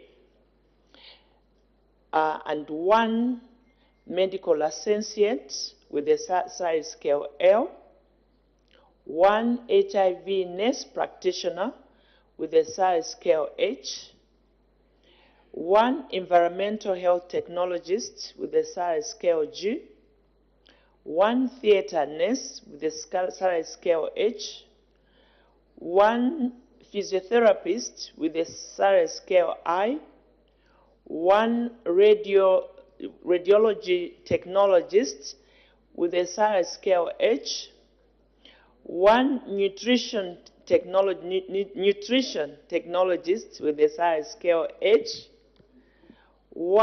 3 clinical officer general with a size scale G, 3 registered nurse with a size scale G, 2 registered midwives with the size scale H, 1 medical records clerk with a size scale D, 1 clinical officer anesthesia with a size scale H, 1 theater cleaner with a size scale A, 2 watchmen with size scale A, 2 cleaners with size scale A, 1 cook with a size scale A. Total number of staff at Chundaponda Health Center, formerly classified as mini hospital, will be 25. What this means, all those that are called mini hospitals, this is the establishment, but also all those that are called health centers, this is the establishment. To be, Madam Speaker, on what measures are being taken to ensure medical doctors are deployed at Chionda-Ponde Health Center and avert loss of lives, I wish to inform the House that the government, through Treasury Authority for the 2023 recruitment of health workers deployed, we have deployed a senior resident medical officer who will be placed at Chunda-Ponda Health Center. Madam Speaker, I thank you. Thank you very much. Supplementary questions. The Honorable Member from Fue. Thank you very much, Madam Speaker. Thank you so much, Honorable Minister, for the response. With that response, I have gotten the clarity that I needed, and thank you that the medical doctor will be sent to the main hospital. Thank you so much, Madam Speaker. Thank you very much. With that, the Honorable Member from Fue being satisfied, then we can make progress. But before we make progress, just a reminder by way of guidance to the Honorable Members. Standing Order 71, admissibility of questions. I'll go directly to 3. A member shall take responsibility for the accuracy of the facts upon which his or her question is based. So please, Honorable Members, let's make sure that the questions are verified before we stand before the House and say that the question is not as it was presented. Let's verify and sign off the questions. It is our responsibility to do so.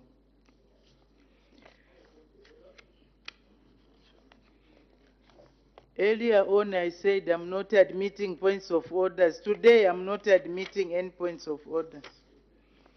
I want to be at peace with it. Next question, the Honorable Member for Kapoche.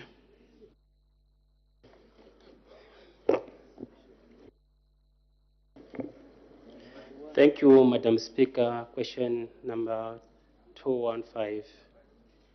Thank you. The Honorable Minister of Local Government and Rural Development.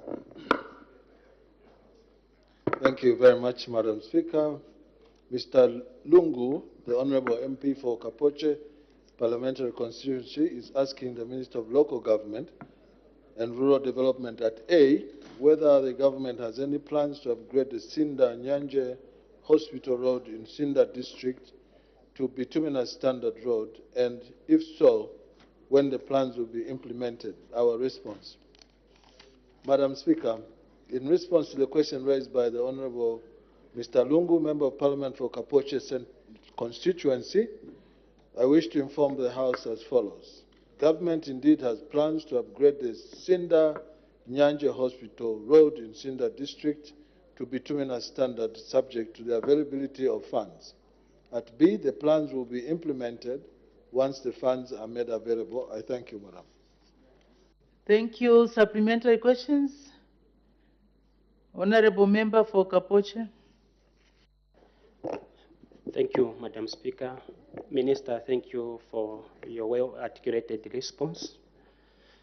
My question is, would you give assurance to the people of Kapoche as when the funds will be available? Because the people of Kapoche, they deserve better. All the past government, they couldn't do this road. And it's my wish, hope that New Dawn government can leave a mark before they leave the governance in 2031. I thank you, Madam Speaker. 2031. Oh, the Honorable Minister of Local Government and Rural Development. Madam, I must confess I did not hear the tail end of his submission, but I think I could try to answer his first part of the question, which is when funds are going to be available. Honorable Member, part of the function of a Member of Parliament is to approve the budget. For as long as you do not see the budget containing that activity, it means that money will not be allocated to that particular activity. My advice to you is that when we are next doing the budget, end of this year, just insist that that road is placed on the budget so that we can deal with it once it's on the budget in the yellow book. Thank you. Thank you. The Honorable Member for Lunte. Thank you so much, Madam Speaker. Madam Speaker, I would like to appreciate the Honorable Minister for the response to my Honorable brother there. Madam Speaker, I sense that until money is made available, that road will not be done. The Minister has confirmed. Honorable Minister, you have referred to the budget, knowing very well that there's also a supplementary budget, which is not part of the existing budget. What measures have you put in place to ensure that availability of an allocation sees the light of day? Thank you, Madam Speaker. Thank you. The Honorable Minister of Local Government and Rural Development. Although I'm not permitted, Madam Speaker, to speak about a member and their past occupation, it's important that I say that the MP for Lunte was once upon a time a minister of government, and my expectation is that he understands very well how government operates. He speaks about a supplementary budget. Yes, indeed, it is a budget as well. And so when we get to that point of preparing a supplementary budget, I invite the MP to give us convincing reasons why this road in Sinda must be given priority over many other competing challenges that we as a government are facing today. So it can come in the supplementary budget, there is no harm to it. It can come into the annual budget, there's no harm to it. It can be put in the framework. That is a 3-year plan. There's no harm to it. It can be placed anywhere. The only thing here is that, Madam, this government is operating an activity-based budget. If the activity is not in the budget, you will not see that line of budget being executed. That's the bottom line. Thank you. The Honorable Member for Kapoche. Thank you, Madam Speaker, once again. Minister, I hear all your responses. This road in question, or this road we are talking about. Oh, the Honorable Member for Lunte. I'm sure you were in the House when I said today I'm not taking any points of order. So let Honorable Member for Kapoche continue. The whole day, no points of order. Even me, I want to rest from points of order. Proceed, Honorable Member for Kapochi. Minister, this road, I'm sure last time I represented this issue to the Minister of Health. This is the only road which is leading to the only hospital in the district. And this road is very busy. And like some other parts in this country, most of the hospitals for mission hospitals, the roads that are going to these hospitals are tarred. So it is the wish of people of Kapoche to see a tarred road, Sinda Nyanje Hospital. My question is, what medium measures are you going to put in place to see that our people are not subjected to so many challenges, because this road is very bumpy, and most of the time a week can barely pass without accident. I submit. Thank you. The Honorable Minister of Local Government and Rural Development. Madam, I do appreciate the passion within which the MP is lobbying for this road to be put to bituminous standards. It is also true, Madam, that under the ministry that I'm privileged to run, we directed all local authorities to procure earth-moving equipment in terms of grader, in terms of excavators, to make our roads a little bit more motorable. And I have to check if Kapoche constituency have not done that. But if they haven't, I would like to encourage the brother and friend that go and buy, the way we did in Mazabuka and many other constituencies. Go and buy, and also I see Honorable Mpundu from Luapula nodding his head. I went to his constituency to launch a full set of earth-moving equipment. Please do the same. And finally, Madam, you cannot spend money which you don't have in your pocket. The bottom line I said in my immediate past response, that as long as it doesn't sit in the midterm expenditure framework, in the annual budget, in the supplementary budget, it will not happen. That is not to denigrate the need for that road to be put to bituminous standard road. It is one among many roads in this country that require to be upgraded to bituminous standard road. My advice is that we should not conduct ourselves as if Zambia was made yesterday. There were governments before we took office. We've only been here for 2.5 years, Madam Speaker. And Rome was not built in one day. I want a cooperation of the colleague, the Member of Parliament for Kapoche. If they have not done the procurement of earth-moving equipment, because it is government money, he can go into the next constituency and borrow that equipment, and the road will be fixed for it to be motorable. Thank you very much. Honorable Member for Kapoche, you are only allowed 2 questions, so I'm sure you've listened to the Honorable Minister, the advice. If you have not procured the equipment, you can borrow from your neighboring constituency, which has that earth-moving equipment.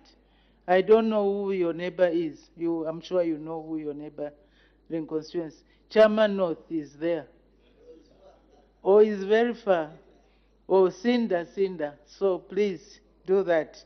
Let's make progress. Notes of motion. The Honorable Member for Sesheke.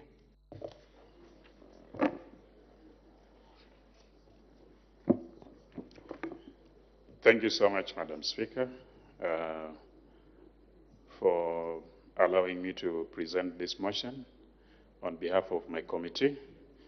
Madam Speaker, I beg to move that this House do adopt the report on the Committee of Energy, Water Development and Tourism for the 3rd session of the 13th National Assembly laid on the table of the House on the 30th November 2023. Thank you. Is the motion seconded? Seconded.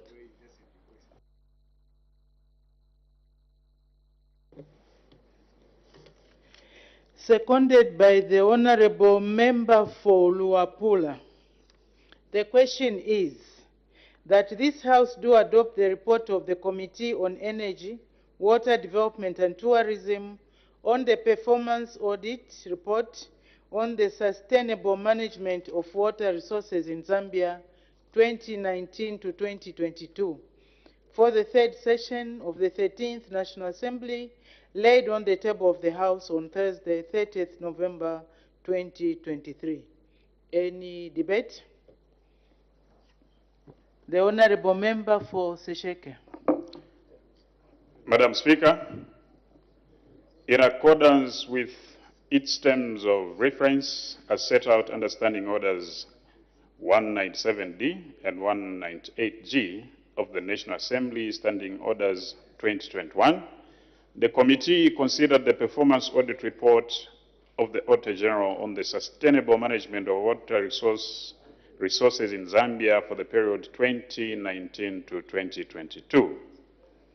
Standing Order number 198G specifically provides that a portfolio committee shall consider special audit reports referred to it by the Speaker or a resolution of the House. Madam Speaker, considering that members have had sufficient time to read the report, allow me to simply comment on the same, some of the key findings from the committee's engagement with the various stakeholders during the consideration of the audit report. Madam, the committee noted that the Water Resources Management Authority, WAMA, did not meet the target of identifying 15 groundwater recharge zones, as only 6 has been identified.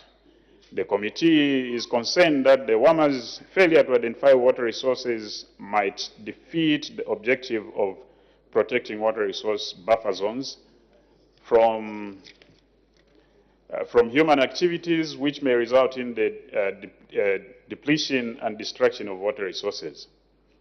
In this regard, the committee strongly urged WAMA and ZEMA to work closely with other stakeholders such as the Department of Water Affairs, academia, and research institutions to mobilize financial resources and complete the mapping of underground water and delineation of water resource recharge zones. It is the view of the committee that this will accelerate the identification of these critical water resources through data sharing, collaboration, collaborative research, and internship for students. Madam Speaker, let me touch on the issue of illegal settlement in forest reserves.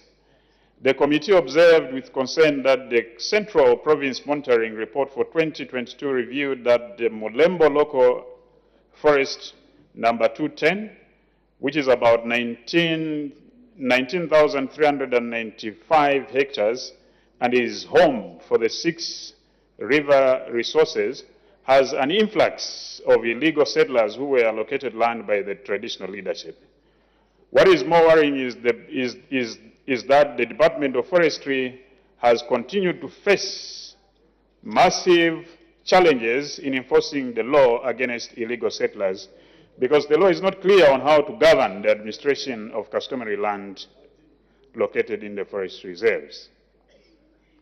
Madam Speaker, in this regard, the committee recommends that the ministry should urgently devise measures to sensitize traditional leaders on the need to protect forestry reserves through different engagements such as site meetings.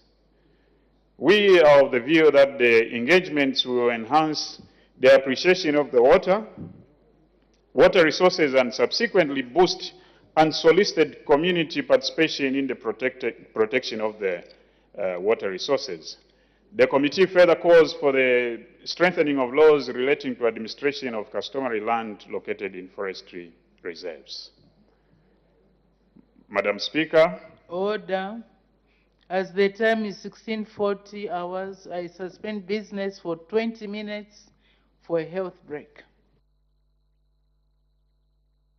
Parliament television business will resume at 17 hours.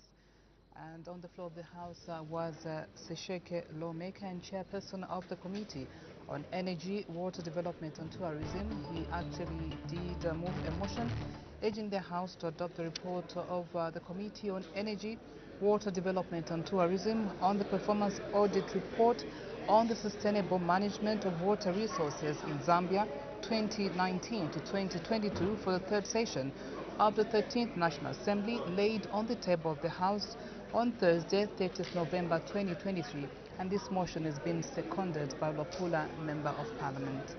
And when the business resumed at 14:30 hours, Madam Speaker did permit the Minister of Agriculture to make a ministerial statement. Honourable Ntolo did make a ministerial statement which was segmented in 3 parts. He did talk about the food security situation following the drought being experienced in the country, the continued illegal exportation of mealie meal to the Democratic Republic of Congo, and lastly, the importation of mealie meal containing genetically modified organisms. And of course, the House considered 1 question for oral answer understanding order number 76 and 4 questions for oral answer understanding order number 74. Just now, we equally take a break. Do stay tuned.